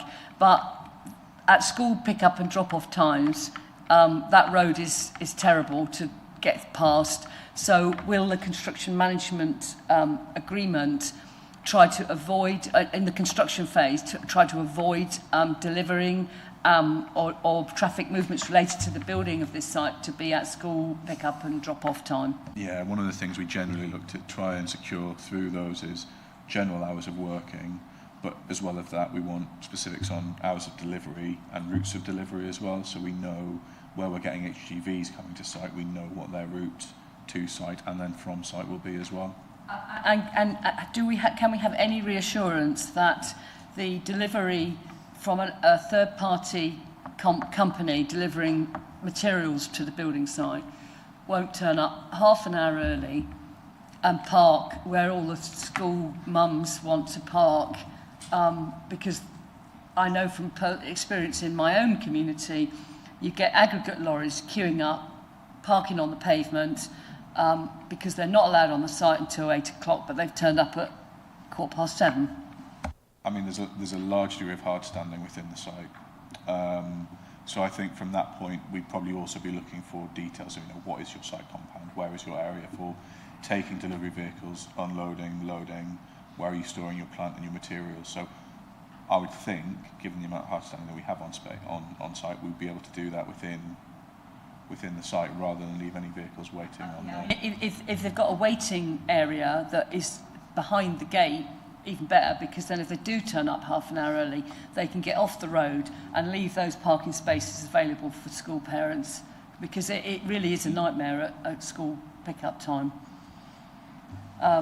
So anyone else got anything they want to add? Councillor Hartley. Is there anything we can do to mitigate the impact of noise on local residents and particularly the school? I've personally had weeks and weeks of concrete breaking on a similar site, and anything we could do to limit the impact of that would be a good thing. So we've got existing noise conditions for the buildings and for control of operations in the building once they're in use. As part of the construction management plan, we'll be setting out hours of work. So generally, I think environmental health favour about 7:30 to 6 Monday to Friday, 8 o'clock till 1 on a Saturday. I think those would be the hours we'd be looking to require works to take place in. Trying to avoid those sort of quieter evening times, very early morning times would be what we would normally look to do. Yeah, I was thinking specifically of the very noisy work that will have to be done. There's an awful lot of concrete there that is going to have to be broken up, which would be very disturbing if it started on the dot at 7:30 in the morning. So we can look to amend our condition wording to include that very noisy works. I think part of the difficulty with that is what is very noisy works, but we can work with our colleagues in environmental health to try and come up with something that would work with that. Any further comments or issues that people want to raise or make any comment on this application before we move to a vote? Am I able just to clarify on the footpath width? Only if we ask you. Okay. So would you like me to ask you about the width of the footpaths? Are you willing to widen the footpaths to make them more easily accessible for mobility scooters to pass one another? So the original comments said they weren't clear, and we just clarified that all of the internal footpaths are 2 metres wide, which is in accordance with the Department for Transport's inclusive mobility requirements. So I was just to clarify, I assume that's sufficient, so that that's already shown on the plans. That's quite interesting, because not that I use a mobility scooter, but I do use a bicycle. Bicycle paths have to be 3 metres wide, and they're narrower than mobility scooters. So I'm just intrigued, can't we make them 3 metres? Obviously, if we make, I think in terms of 3 metres is if it's a shared footway and cycleway. I'm not sure that's a cycleway on its own, but obviously 2 metres is in line with the inclusive mobility guidance. I think the problem is you make that 3 metres wider, all of the site has to move. Like, it's not actually that simple. Obviously, the road's got to be a set width to be to adoptable standards, and then obviously that's then eating into the whole site. So I mean, obviously, it's being designed in line with, and that's also in line with the County Council's streets guide in terms of 2 metres. So yeah, I know it's one of those things that could quite simply say, oh, we'll make it a bit wider, but the kind of wider knock-on implications of the layout's potentially quite significant. So I think it has been designed to meet those requirements. Interesting, because a shared cycleway, okay, has to be 3 metres, but a walkway that is being used by mobility scooters and pedestrians, to me, is still a shared walkway. But anyway, I think Councillor Carter wanted to say that as an experienced mobility scooter driver. I would say 2 metres you may be able to pass 2 boot scooters or the narrower things. When you have a standard pavement scooter, you would not be able to get a standard pavement scooter and a boot scooter past each other. The width would be, and you would need, if there's anyone on a bicycle or a walking, that would be additional strain onto things. So you would not be able to get 2 boot scooters, 2 pavement scooters, or even if you get a fully road scooter, which majority of people do have these days, you would definitely not be able to get 2 of those passing each other. So that would be, but then again, road scooters driving a road, which it's not going to have an impact people going in forwards. Thank you.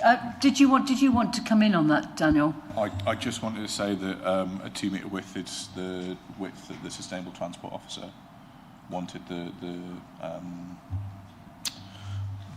footpaths widened to as well. So, but maybe I don't know if that changes what you want to. No, I'm just wondering. Okay, I understand that making them all very much wider could affect the layout, but what I would be interested to do is whether you would explore with planning officers whether there was any scope for widening it, even if it was a few passing places, because as Councillor Carter has said, if 2 mobility scooters can't pass and you've got pedestrians, you've maybe got unsteady older people using sticks or walking frames, they're not going to be as adept at moving around mobility scooters as somebody who's younger and more able-bodied. So can we have something where you can explore whether there are any areas where it can be widened so that mobility scooters can pass one another? Perhaps I might come in there, Chair. I was just looking at the plan, actually. Because of the design of the driveways and various things, there would be room, potentially, even with a car there, or perhaps if the cars were not there all the time, there would be other manoeuvring room around the street. You have also got a footpath on both sides of the road, not just one. And there's various turning heads and areas. So I think in general there is some flexibility. I'm not saying it's ideal as 3 metres wide, but looking at it, you can see, oh, I might stand there while somebody went past. That would be a potential option, potentially. So just to reference that, really. Are there plenty of drop curbs where people can get on and off the pavement and cross to the pavement on the other side? I think, again, I'm looking at the landscaping plan here, because of the design of the driveways, there's a long run where there would all have to be a dropped curbs. It's quite a long area on one side, less on the other, but again, there is a couple of breaks in the one on the other side. So I think there is flexibility, and we are looking at an estate road, as it were, as well. So I probably advise on balance, there is opportunities there. Thank you. Okay, thank you. Is your hand up, Councillor Warboys? Yeah, I think, once again, I think we need to have a little bit of conversation with our consultants. The Sustainable Travel Officer has asked for 2 metres in width. So I think we need to be a bit consistent here in what we're actually asking for. Yeah, I think you're right. If experience shows that 2 mobility scooters can't pass on a 2 metre path, then I think our sustainability officer needs to be asking for something a bit wider. Yeah, we need to challenge Yeah. our consultants. You are not allowed to permit to debate, but you can make a point of information. If you've got a point of information, Councillor Carter. Just a point of information about relying on the drop curbs from the parking bays. Bearing in mind that there is no legal requirement for a parking bay. If somebody had additional people there, they can park blocking off the access to the parking bay. That is quite a frequent occurrence in Stowmarket where you can't get down the drop unless you provide a separate drop curb access to go off, because there is quite a frequent problem where you can't go past with people either parking additional vehicles, obscuring it, or elsewhere. So especially when you have an elderly person with a mobility scooter, they might be less able to manoeuvre as well.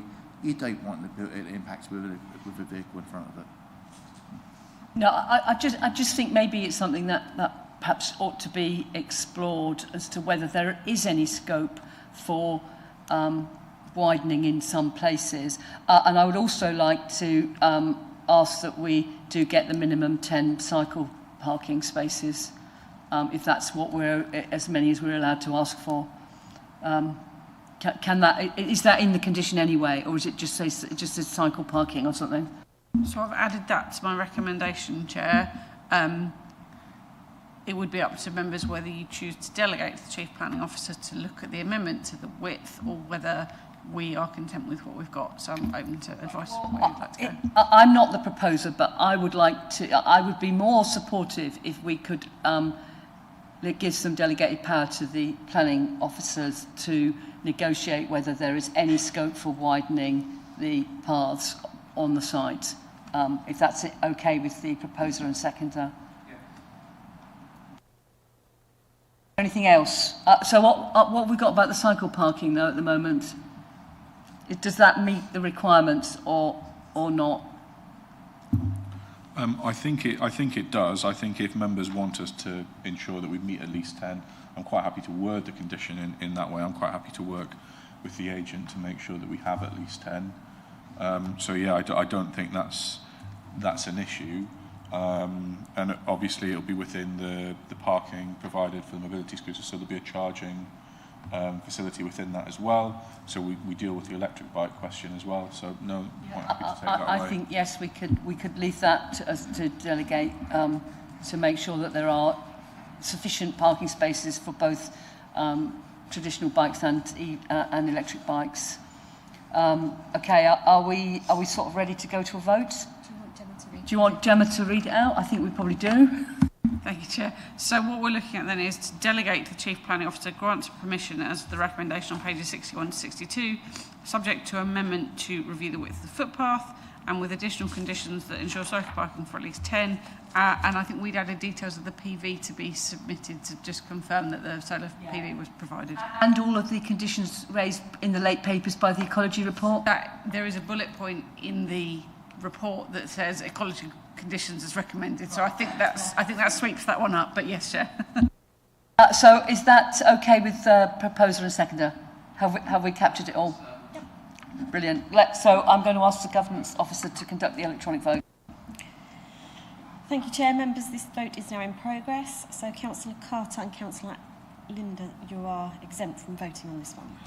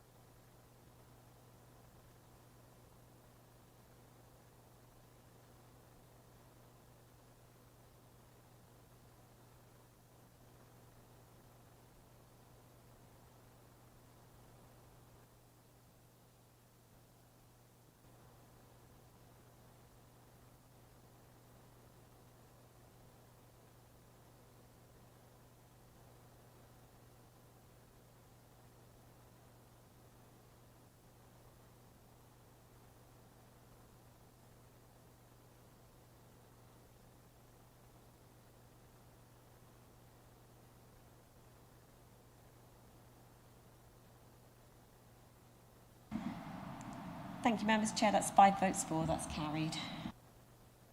Thank you. I know we've got another application on this site, but that is a separate application. So I think I'm going to say we break for lunch now. It's now 10 past 1.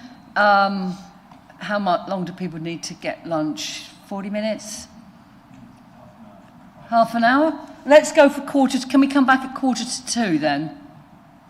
And we'll try and get through the other ones. So we'll break now and come back at 1:45.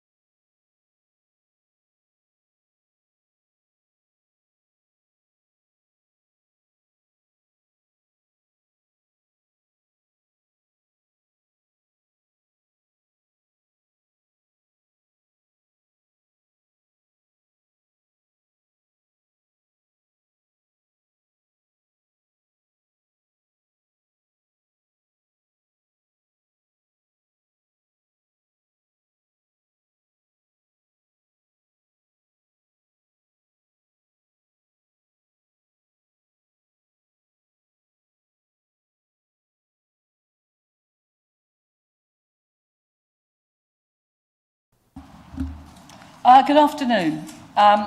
So we will now move on to item 7C, DC 250173, another application at Truckies Limited, Violet Hill Road, Stowmarket.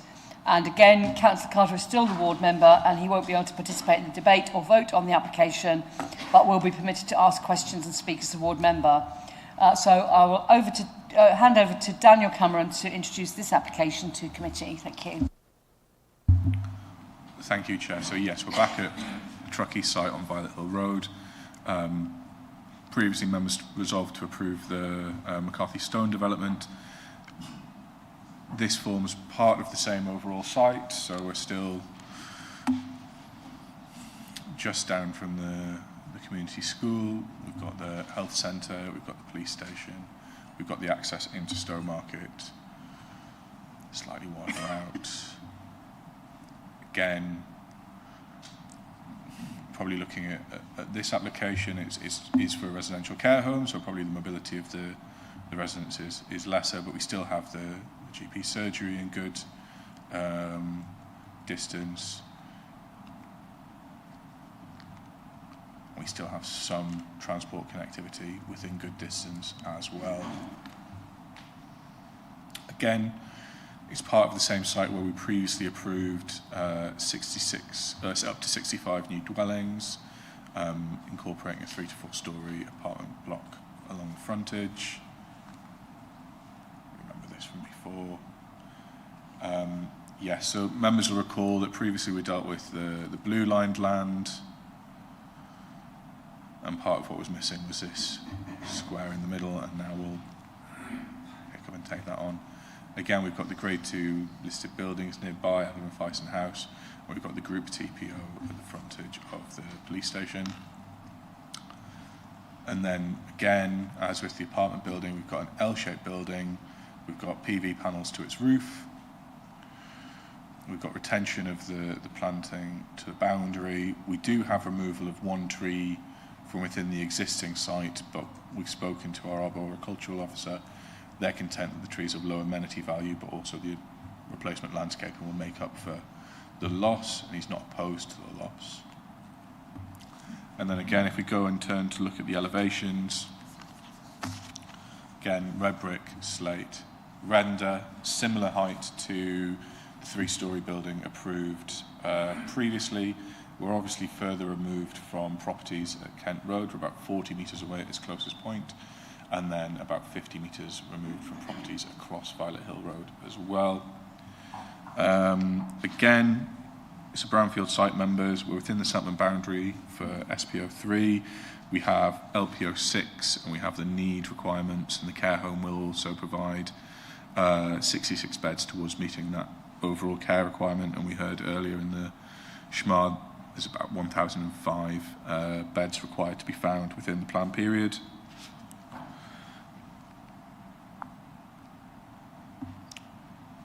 We've got increased facilities as compared to the apartment building within this site. So we do have cafe, dining room, quiet lounges, family rooms, internal library, garden room, cinema, hair salon, as well as catering provided within the building as well. And again, we've got some artist impressions of the landscaping to surround as well.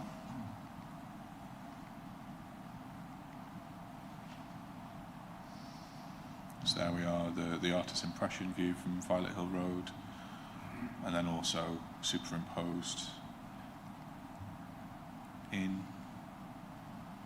And then again, we've got the existing development as before, and members will be familiar with these photos from previously as well. In terms of ecology, we've got updated comments from the ecologist. They're now happy with the site, and we also have a similar condition within the recommendation before members here to say that any conditions recommended by our ecologist be brought forward and carried forward. Here, in terms of flood risk, issues are dealt with via the adjacent site in terms of access provided by the adjacent site. if we look within the scheme, we've got a reduced parking allocation within the scheme. That is reflective of, one, the fact that the applicant brings forward a number of care homes. This is the development that they bring forward, and their experience has been that their parking requirement is reduced compared to the parking requirements set out within standard. The other thing I would note is that the Suffolk guidance for parking doesn't make a distinction between parking for it requires a parking space per staff member. It doesn't make an allowance for whether those staff members are required to work shift patterns. So if we were to fully enforce the parking guidance, we'd need to almost treble the amount of parking provided on site, which would then have a knock-on and possibly make the site unviable in that respect. In terms of parking, I know the agent will probably talk more on this. In terms of their requirements for day staff, it's about 18 to 24 members of staff required on site at any one time, but obviously there are busier times in terms of morning, lunchtime, and then their night staff cover reduces down to about 6 members of staff, so there'll be far more parking available out of hours, but then as well their visiting requirements aren't necessarily time limited, so what they find is that actually people will time their visiting hours accordingly.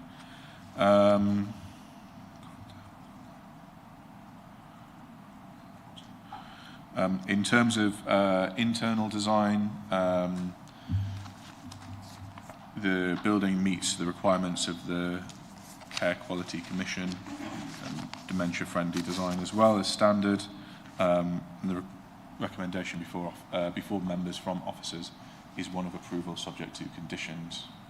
We've also got Section 106 associated with this part of the development, and there are contributions to highways for TRO, for closing up of the existing truck accesses and making some changes to parking along Violet Hill Road to extend parking areas because there'll be more space after we close up some of the other accesses. I'll hand over to members if any questions arise from the report. Thank you. Do we have any questions for the case officer? Councillor Linda. Thank you. I wonder if there is any plan of introducing a specific space where an ambulance can park on this site.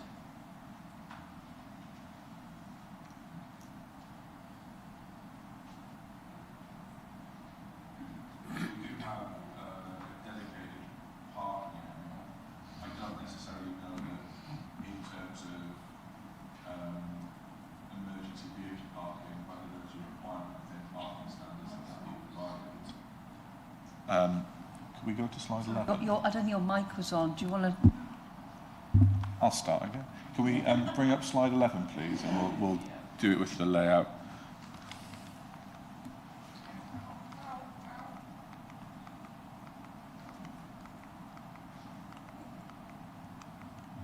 No, that's probably the best one. So in terms of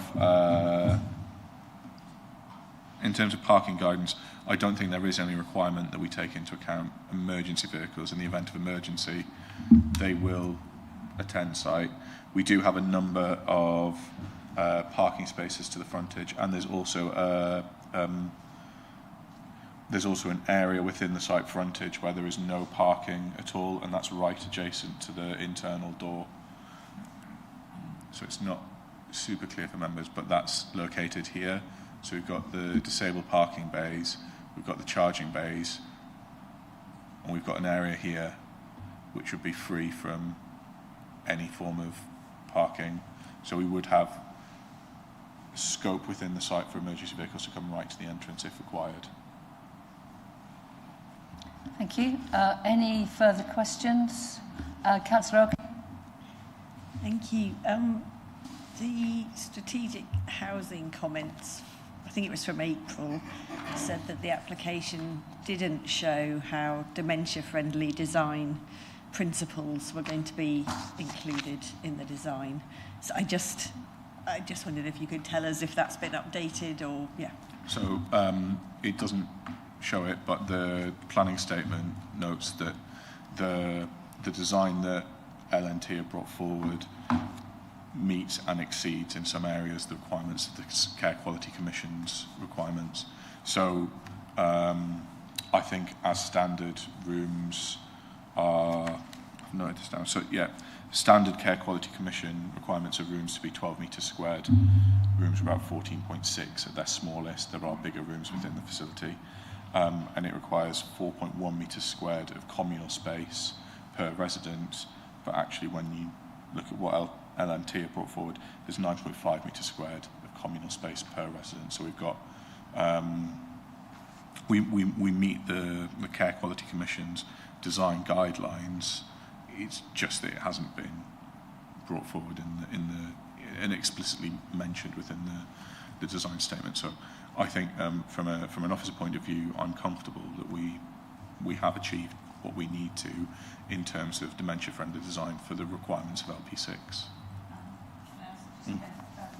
I was just going to ask, it's just for my knowledge really, those sound, you mentioned space guidelines, but I think there's also quite a lot of other things. I don't know how formally they are recommended, but I think there's an awful lot else that can be done to make buildings and outdoor spaces dementia friendly. I don't know if we're including any of that. Maybe we could ask the applicant or the agent if Daniel doesn't know. I presume because it's not something that's within a policy, we can't insist on it. No, I think it's. But we can ask. I think it's set out within LP06. I think LP06 does make mention of delivery of that. So we can ask. So we could ask the applicant and maybe then we can make sure it does happen. Any further comments or questions? I'd just like to ask, I'm still a bit confused about the parking because if there are 18 to 24 members of staff at any one time and it's a shift pattern, let's say there are 18 members of staff who have come to the end of their shift and there's another 18 members of staff who overlap, you're going to have 36 people who need to arrive and depart within the same period. And then again, you've also got all the visitors to the people who are residents in the care home. And I know we've got a travel plan for this application, but does that travel plan actually inform the family members of residents so that they don't use a car if they live just down the road in Kent Road? They don't drive to go and visit their relative who's in the care home up the road. Or does it only cover the staff? I think that is something I could take away and look at because we've got conditions for travel plan, we've got the requirement in section 106. If it covers members of staff, that would alleviate part of the changeover issue, and we do have ongoing monitoring of that travel plan secured in the section 106. So hopefully we'd be able to, assess and reassess and keep reassessing how that modal shift is coming forward. We do have a number of bus stops within 15, 20-minute walking distance of the site, and we've also got the train station as well. So we do have the facilities within Stowmarket where we could accept a lesser parking standard. And I think probably we could look to see what steps could be taken to expand that travel planning. Given I think we probably are a little bit short on parking spaces, can we ask for more cycle spaces for staff to try and encourage them to come by bicycle rather than car? We do have that included with. Yeah, can we ask for more than the requirement because we want to encourage them to do it, make it because we're a bit short on parking? No, I don't necessarily see a reason why we wouldn't. And I think probably as well, if you were operating the site and seeing a large requirement of staff coming by bicycle or by other means, then they may want to consider further expansion. So we do have within this scheme as well as within the last scheme, we do have on-site parking for mobility scooters with charging facilities, and we do have facilities for cycle parking, but I can take that away and look at that and see what we can do to maximise requirements for cycle parking. And also cycle parking for visitors. Thank you. Any further questions for the officer? Councillor Linder. Can you put your mic on? Yeah, sorry. I'm just wondering how this is calculated, these parking spaces, because we do face a situation where it's hard to recruit staff to care homes in the first place. And staff coming to do their work, they might be having to deliver children at school, pick up children at school, do the necessary grocery shopping, and so forth. So I think, in my view, this allocated 25 spaces for both visitors and staff is not sufficient. That is my view, and we want to be able to have you got a staff question? the home as well. I think we're on questions rather than views. Thank you.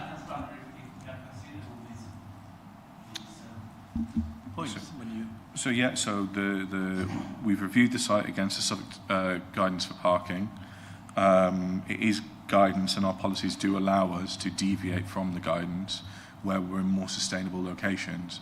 And I think probably based on the evidence before us, certainly for staff and for visitors, there is potential to make a more sustainable route to the site. And on that basis, the officer's recommendation and the Highway Authority are we don't have a holding objection from them in terms of the provision of car parking on the site. Officers are recommending approval, but that is probably a matter for members to take away and discuss at debate, whether or not they feel the car parking is sufficiently provided within the site. What I would say is that in coming forward with the application, LNT have had regard to sort of what their parking take-up is on other similar sites and brought forward a level of parking that they think will meet the requirements of the building. Right, thank you. Thank you. Do you have a question, Councillor Carter?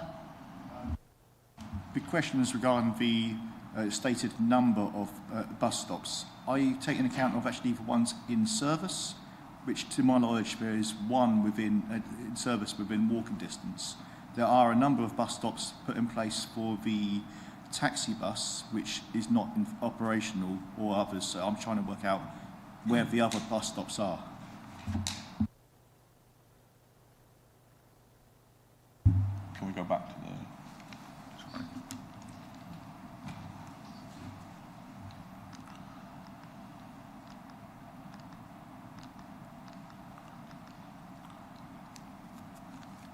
So if we come back, we've got them shown. Sorry, this is the wrong mouse. That's my mouse. So we've got one at the top of Violet Hill Road. We've got one just below Kent Road. We've then got a number coming along the bottom of Recreation Road into Stone Market itself, and as well going out as well. So we do have a number of bus stops. I take the point. I've not reviewed to see if they are all in use or if the service is still operational, or to what extent the service is still there. But we do need to take the decision based on the snapshot of the services available to us at the time. We can't, as much as we'd like to, we can't always sort of look ahead for what new services might be implemented or what new infrastructure might come forward. Thank you. Any further questions of the case officer?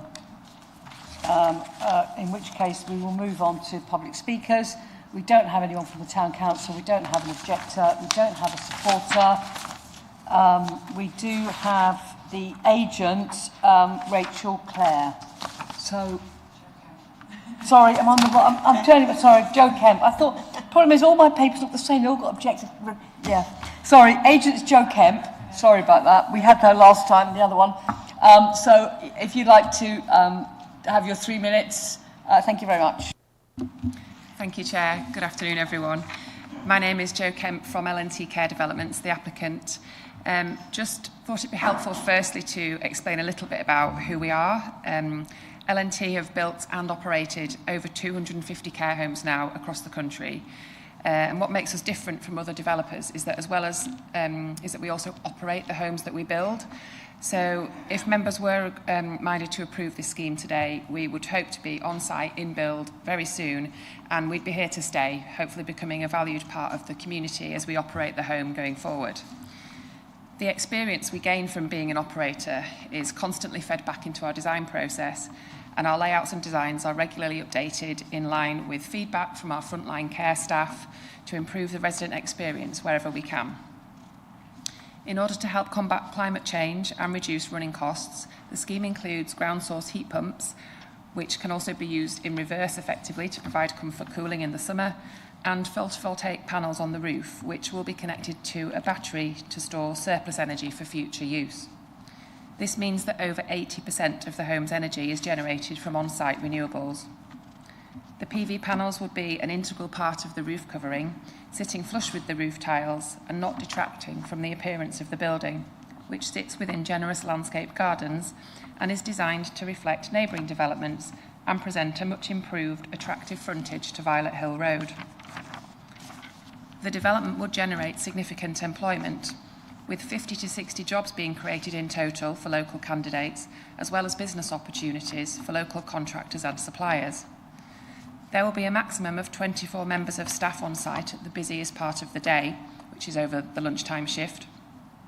And as they generally come from within the local area, we'll be able to use sustainable transport methods to travel to work in accordance with our travel plan, which is based for staff and visitors as well. Also, to answer your question, we do stagger the shifts to avoid the busy changeover periods in the car park. The scheme will provide 10 cycle parking spaces, including electric charging points for bikes and electric vehicle charging for cars, as well as ample parking for staff and visitors, with 25 spaces being our tried and tested standard provision for a home of this size. We also have an ambulance service area and drop-off point, as Daniel pointed out earlier. The redevelopment of this brownfield site in a sustainable location will provide a multi-million-pound investment into the area and become a key part of the local community, as well as meeting a specialist housing need. We are really passionate at L&T about the great value a care home can bring to the locality and would welcome the opportunity to become part of your community and provide a home and a warm, caring environment for 66 local residents in need of care. Thank you. Thank you. Do we have any questions for the agent? Councillor Elkin? Thank you. Sorry, it was just the one we discussed earlier about the sort of dementia-friendly design that I think their strategic housing team had sort of flagged up some, not concern exactly, but just queried how that was going to be carried out. I have to caveat this by saying I'm not an expert on dementia-friendly design. However, because we do operate the homes ourselves as well, obviously we have a lot of people who are specialists in that respect and do feed back to our designers. And all the homes have to go through quite a strict process when they are registered with CQC. So I think it's as standard that we just do that. I know that sounds a bit flippant of me, but we've built so many of them now that we just sort of design that in. And I know you were sort of talking, it's not just the space standards, but things like different colours for things, for example, and different spaces and different rooms. We have a lot of activity rooms.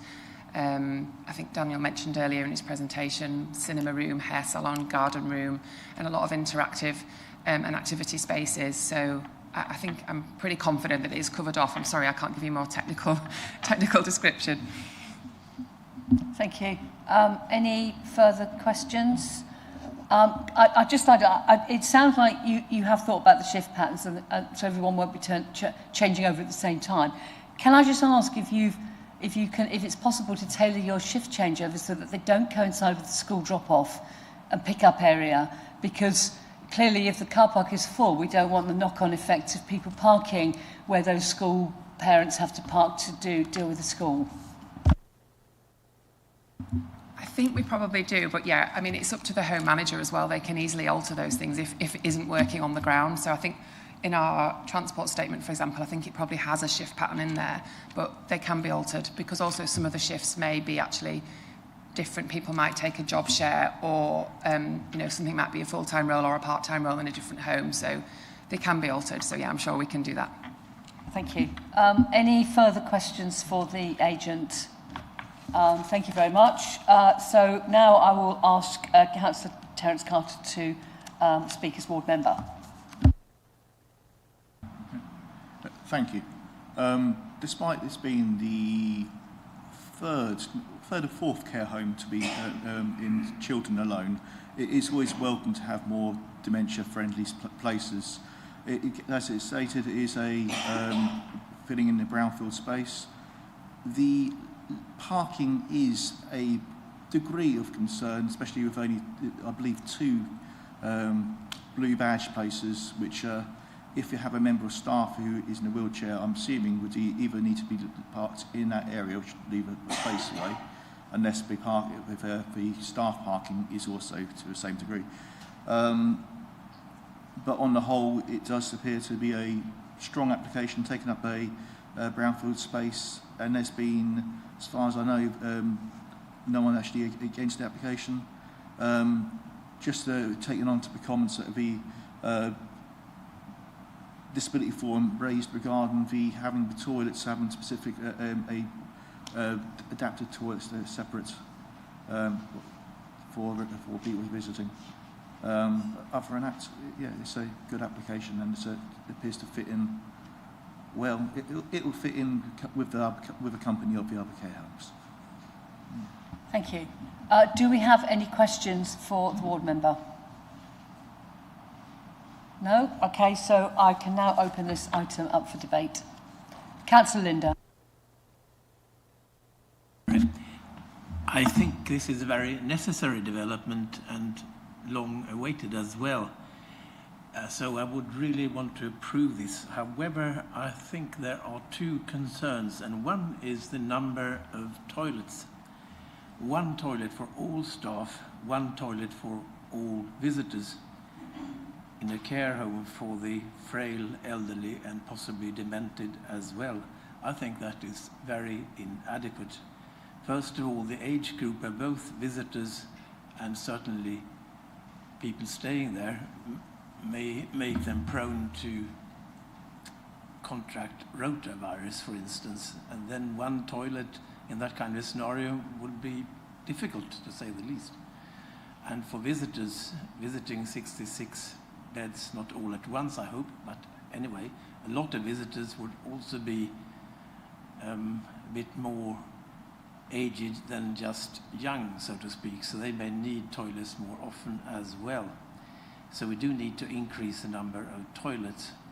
I can't propose a number of toilets, I don't have that architectural insight, but I do propose that we have as a condition to clearly substantially increase number of toilets. Second problem is with parking. This only highlights the possibility of 25 parking bays, and according to recommendations there should be 72 to 82. Now this is going to cover staff 24 at the most at the time, plus visitors for 66 beds. And for a start, the visitors are not all youthful.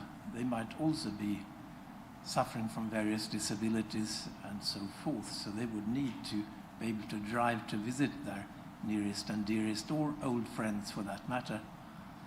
And when it comes to staff, they come and go at all kinds of times, and they do have to have handover times as well, and they need to physically meet up inside the building, inside the wards, if you like. So they do need parking spaces. And given the difficulty of finding staff, retaining staff, you don't want to make parking a great hassle to them. If people want to and can go by bike, e-bike or so, I'm sure they will do so. But on a rainy night full of sleet, trying to pick up one's kids from school or whatsoever, they need to have a good possibility of parking their vehicle outside their care home. So therefore, I would propose that, secondly, we put a condition that 50 parking spaces should be put instead of 25. That is still below the recommendations, but at least it mitigates this, in my view, extremely low number. Thank you.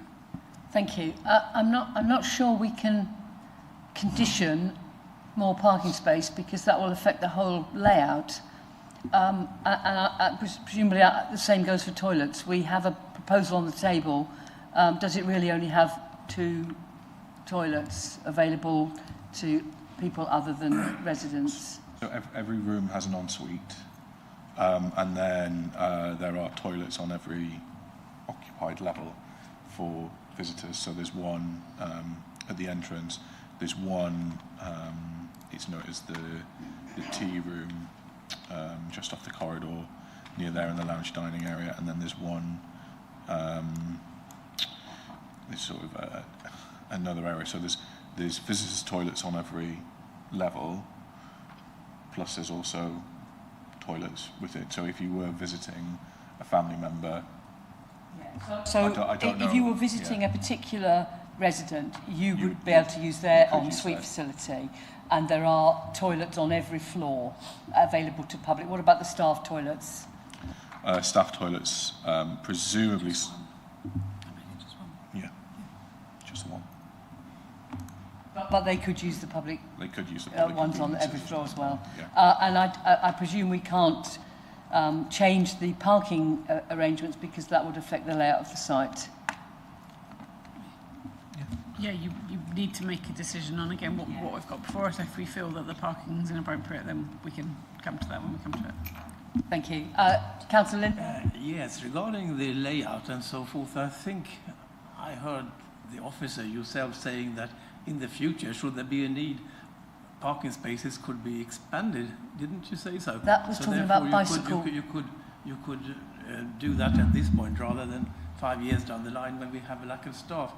And also, going back to the toilet issue, I don't think it is that reasonable to expect visitors to use necessarily the toilets of their relatives staying there. Toilets in this kind of setting are not always a very pleasant sight, so to speak. And also do have the issue of infectious diseases, like I mentioned before, rotavirus has spread like wildfire, and then you should use the same toilet as the people actually living there. I don't think that is a good idea either. Maybe we could ask for clarification from the agent, who has already said that their company is in the business of running care homes as well as building them. So maybe you can tell us about experience, how the toilet facilities for visitors and staff works at your existing care homes. I will certainly try, yes. So just to point out, as we've already said, there is an ensuite wet room, essentially, in every bedroom. And as you say, if you were visiting your parent or an elderly relative, you probably would be likely to use that. There's also an assisted bathroom, at least one on every floor. I'm just trying to check. There might be more on some floors. So they act again as another toilet, essentially. And the staff ones, and then there's visitor and resident ones as well. So I don't think that has ever been an issue in any of the homes that we operate. And also, if it helps put members' minds at ease in terms of the parking, because we do operate the homes ourselves and it's our staff that would be parking in them, it's not in our interest to under-provide parking, because it would just make life difficult for our staff, and therefore, as you mentioned, would make it harder to recruit staff, harder to keep staff, and generally causes a few issues. So we wouldn't be putting this forward if we didn't think it would work, essentially, because we will be running it. So we're confident that it's enough, if that helps. And if we were to increase the car parking, we presumably would lose a bit of landscaping. We and would, lose a bit and of soft therefore landscape. the biodiversity, yeah. But anyway, anyone else got any further comments to make on this application? Councillor. It was a question, actually. Just can I put a question? Well, you can pose a question, and then I can allow her to answer. Thank you. It was just to clarify, because you mentioned staff toilets. I thought it sounded plural, but our planning officer said there was one. And I just wanted to check, from your experience of your other homes, do people need somewhere to change?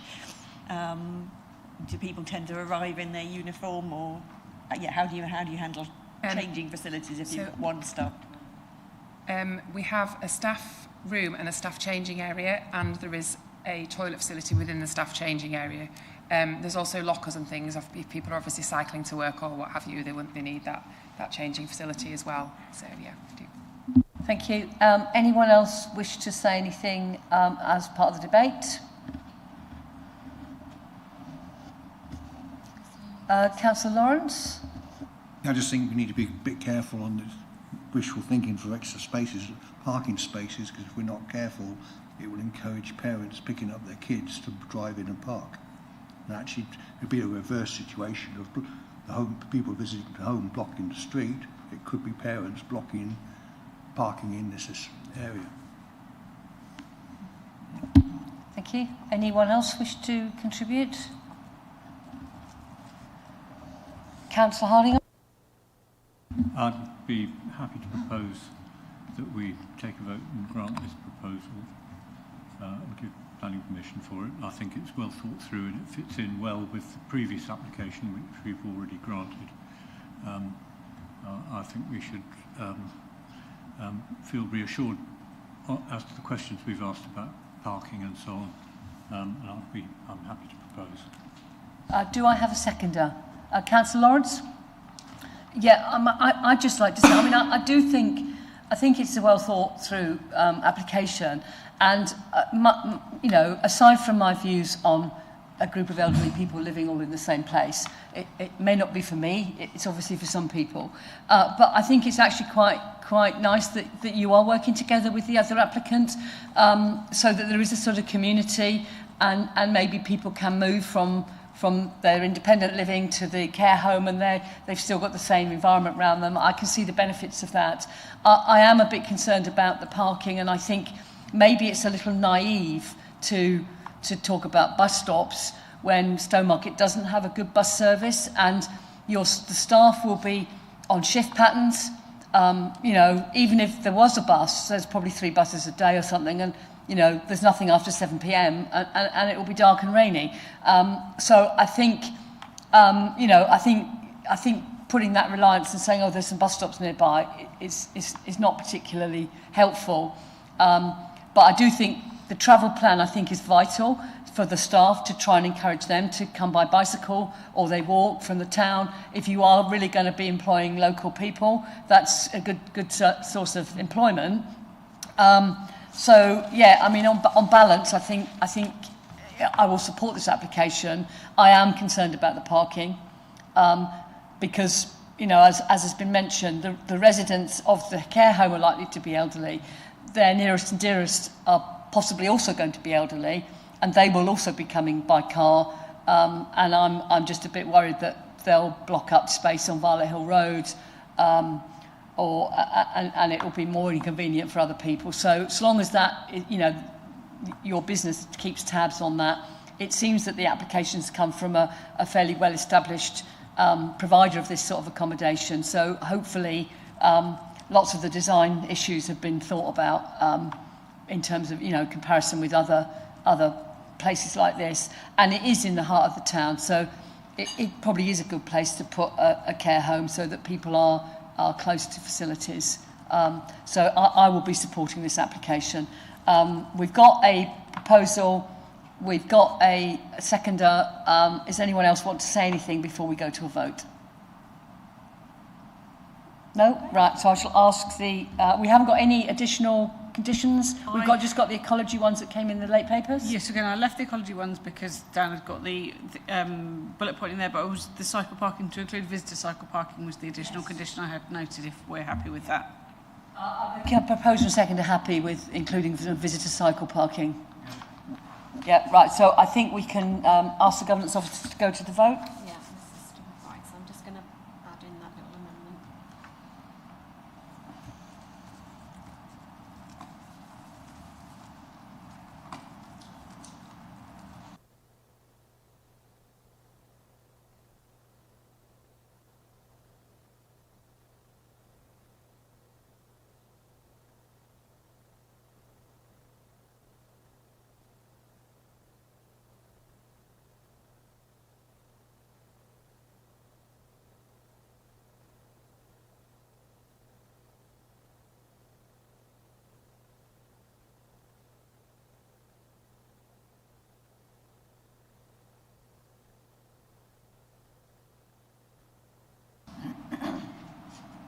Councillor Carter, your vote hasn't come. He can't vote. Oh, sorry, that's why. So that's 5 votes. Thank you. That's 5 votes for and 1 abstention. That's carried. Thank you. Okay, thank you. Thank you very much. We can move straight on, I think, because I think Helen's ready in the position you're sitting. You don't need to swap seats, do you? Move them over. We move on to items 7D and 7E, DC 2504-635 and DC 2504-636, Stowmarket Innovation Gateway Boulevard in Stowmarket. We're going to have one presentation for both items 7D and 7E, followed by questions. There are 2 separate applications, so we will need to debate and vote on them separately, but we can have the one presentation. So I'm now going to hand over to Helen Noble to introduce the applications to committee.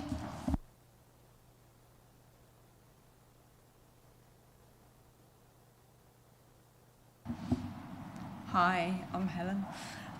Just bear with me, I haven't done a committee since I had an accident, so I can't quite remember how to work the thingy. As Councillor Mansell said, we're going to have one presentation, and hopefully I won't take up too much of your time. I appreciate you've all been sat here quite a long time.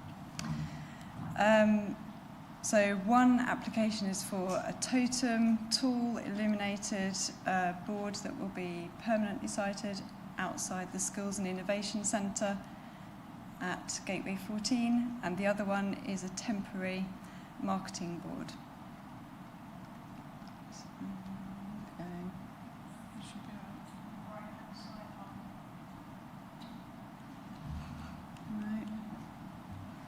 Why is it not working? Just that one. Yes, what's pressed? Yeah, it's worked now. Fabulous. So, since you had the committee papers, there's one amendment which is solely related to what's circled in red right at the bottom hand corner there. That's their logo, which is to be included, but we don't consider this as a material consideration and changes the outcome. Gateway 14 site, which I'm sure you're all very familiar with now, and I've seen several times. I did take on board your comment on Monday, and if I can get it to go, no, it's not going. I think it's putting the logos on very slowly, but you might not be able to see it. Keep going. No, it's Yep, not. no, keep going. Avril's put some tags on, but they're very faint. Okay. They're popping up one by one. Okay. You've got to click for every tag to come up. Sorry, didn't warn me that was going to happen. So there's your site plan. So, taking on board what you said, this is not the most up-to-date aerial, but it's to give some kind of context as to what's on that big, large, empty-looking site on the previous plan, but what's there now with the range obviously shown. So what we're talking about today is the Skills and Innovation Centre, which is the red blob in the centre, which is marked there. This one shows the red circle is the location of the proposed marketing board. And the marketing board that they're proposing, I've just got the dimensions here somewhere, they're saying 4 by 3 metres in size, the board, and the overall height, because it will be raised on 4 poles, is going to be 4.5 metres high, which is exactly the same dimensions as the other 4 boards that you have previously agreed and approved at other committees. This is the artwork that they would like to put on the marketing board. And there's the design of the board showing the 4 poles that it will be raised on, as I said, to an overall height of 4.5 metres. This red circle shows the location of where they want to put the illuminated totem pole board. Sign, yeah, sign's a better one. So this one is going to be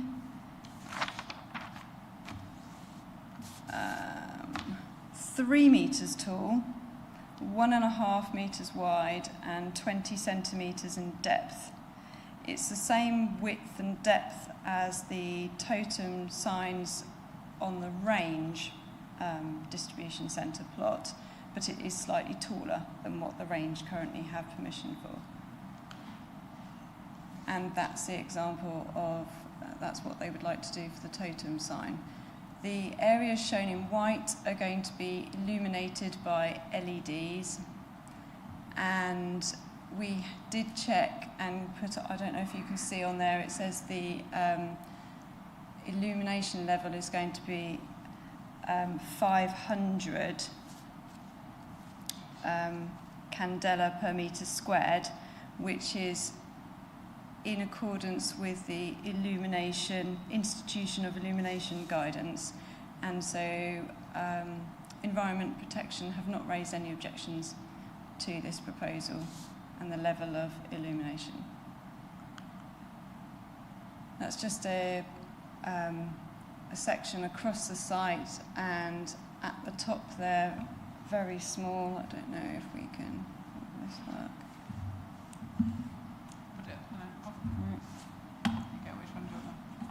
The little dark blue totem thing, it's in amongst there. There. That's where the totem is. It's very small on that drawing. Thank you, Gemma. And then we've got some photographs. Now, I have to remember which one is which.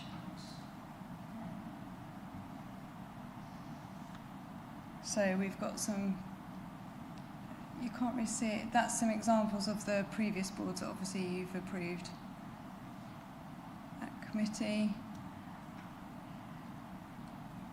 And that's the size of the board that's now being proposed. This one, we actually thought, Avril took this photo and she thought she had captured very clearly the actual location of where the marketing board was going to be, but it's going to be just out of shot, just behind her, so apologies for that. So actually, she said she thinks that this one shows a better location. The marketing board is going to be on the left-hand side of the road, between the two bell mouths, so a bit where the roadworks, set back from the highway, behind there. That's going to be where the marketing board is going to be. And the totem pole is going to be on the, this one shows the ones outside the range, so it's going to be slightly taller than these, but the same kind of width and depth. And it's going to be on the right-hand side of this image so that it highlights the entrance to the Skills and Innovation Centre. They do have permission to use that building 24/7, so we believe they're going to want it illuminated 24/7.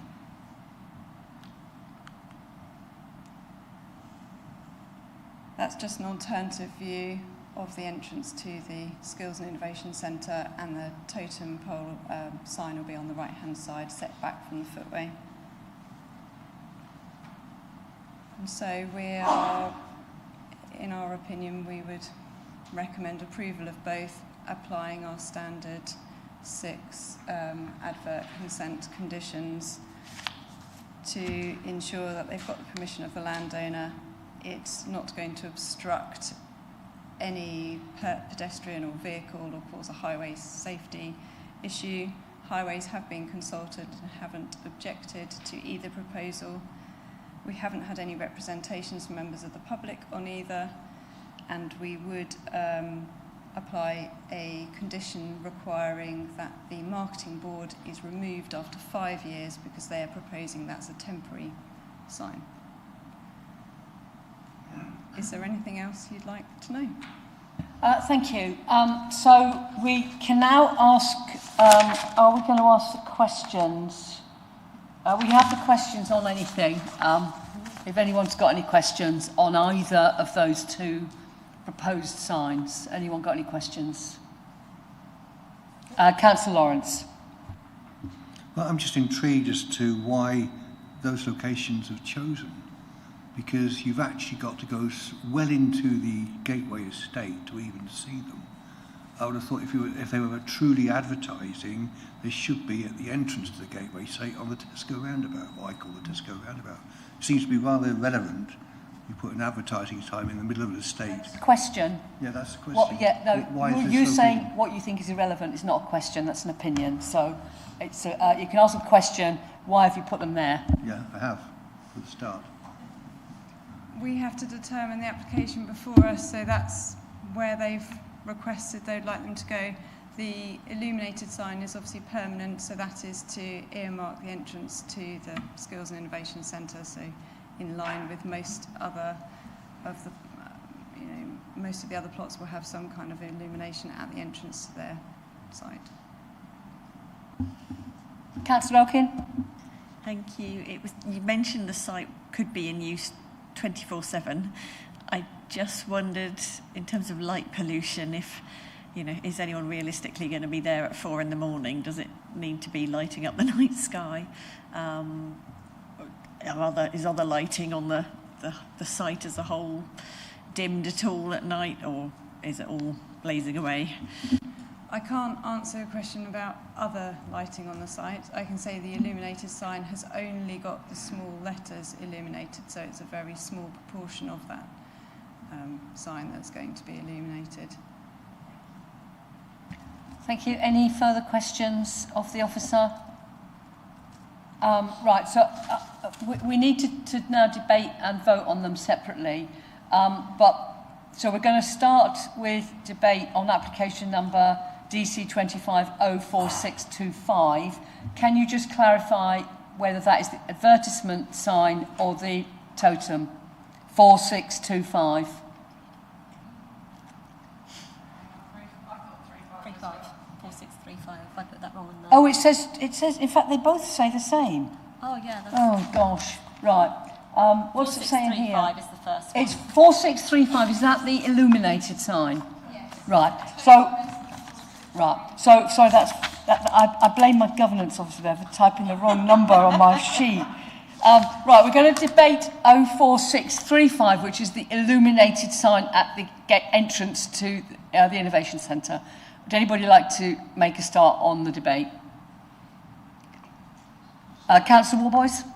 Sorry, Chair, can I have a just question? Are both these signs permanent? No, the advertisement board has got a time limit on. So that's a temporary one, whereas the other one will... The one we're debating now is permanent, and it's the one that was sort of grey, bluey, black, dark colour with some white bits on. Maybe we can have just a little picture up. And I think, as I understand it, only the white bits are will be backlit. Yeah, I'm quite happy. Yes, I'm quite happy to propose we accept this proposal. It's a clear sign. I was a bit worried that the second one, which we'll get on to. Okay, but I'm happy to propose we accept this. And I just saw Councillor Carter. Are you seconding? Yes, but he beat me in proposing, so... Yeah. Okay, right. So we have a proposer and a seconder for the backlit illuminated sign at the entrance to Gateway 40, Innovation Centre rather. Unless anyone's got anything else they wish to say about that one, we can take that as a vote. Okay. So over to the governance officer. That's ready and in progress for you, members. Of course you can. Shall I take that now? Thank you.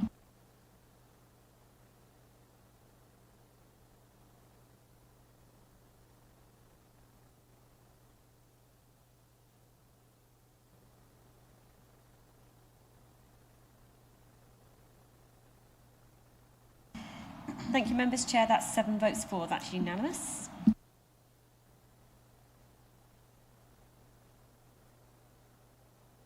application, which is 04636. That's the advertisement board, which is it's of a temporary thing. It's got a time limit and or if it's no longer needed. Is that right? Yes. Right. So who would like to make a start on that? Councillor Ward?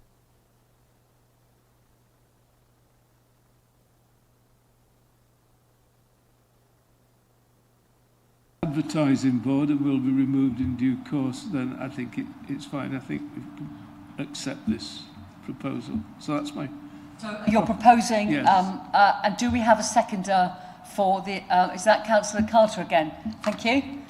So we have a proposer and a seconder. Does anybody wish to make any contribution to the debate? In which case we can go to a vote again. Thank you.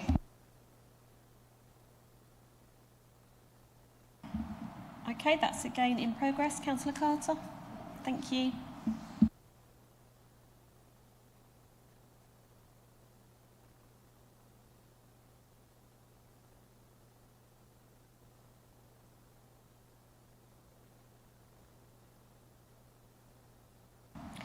Thank you, members. That's 6 votes for and 1 against. That's carried. Thank you. Thank you. We now have finished all the cases that were on our list. So we get to item number 8 at the bottom of our agenda, site inspection. Are there any requests for site inspections? None received, Chair. Thank you. So the next meeting of the Mid-Suffolk Planning Committee is scheduled to be held on Wednesday the 3rd of December at 17:30 in this chamber, but we will await instruction because that may or may not take place. At the moment, there will not be a meeting on the 17th? The 17th of December. There are no cases on that committee. It hasn't formally been cancelled yet, but at the moment it's looking unlikely to go ahead. But the 3rd might go ahead. We just need to wait till next week, probably, to finalise that. So I'm going to close the meeting at 14:43. Thank you very much.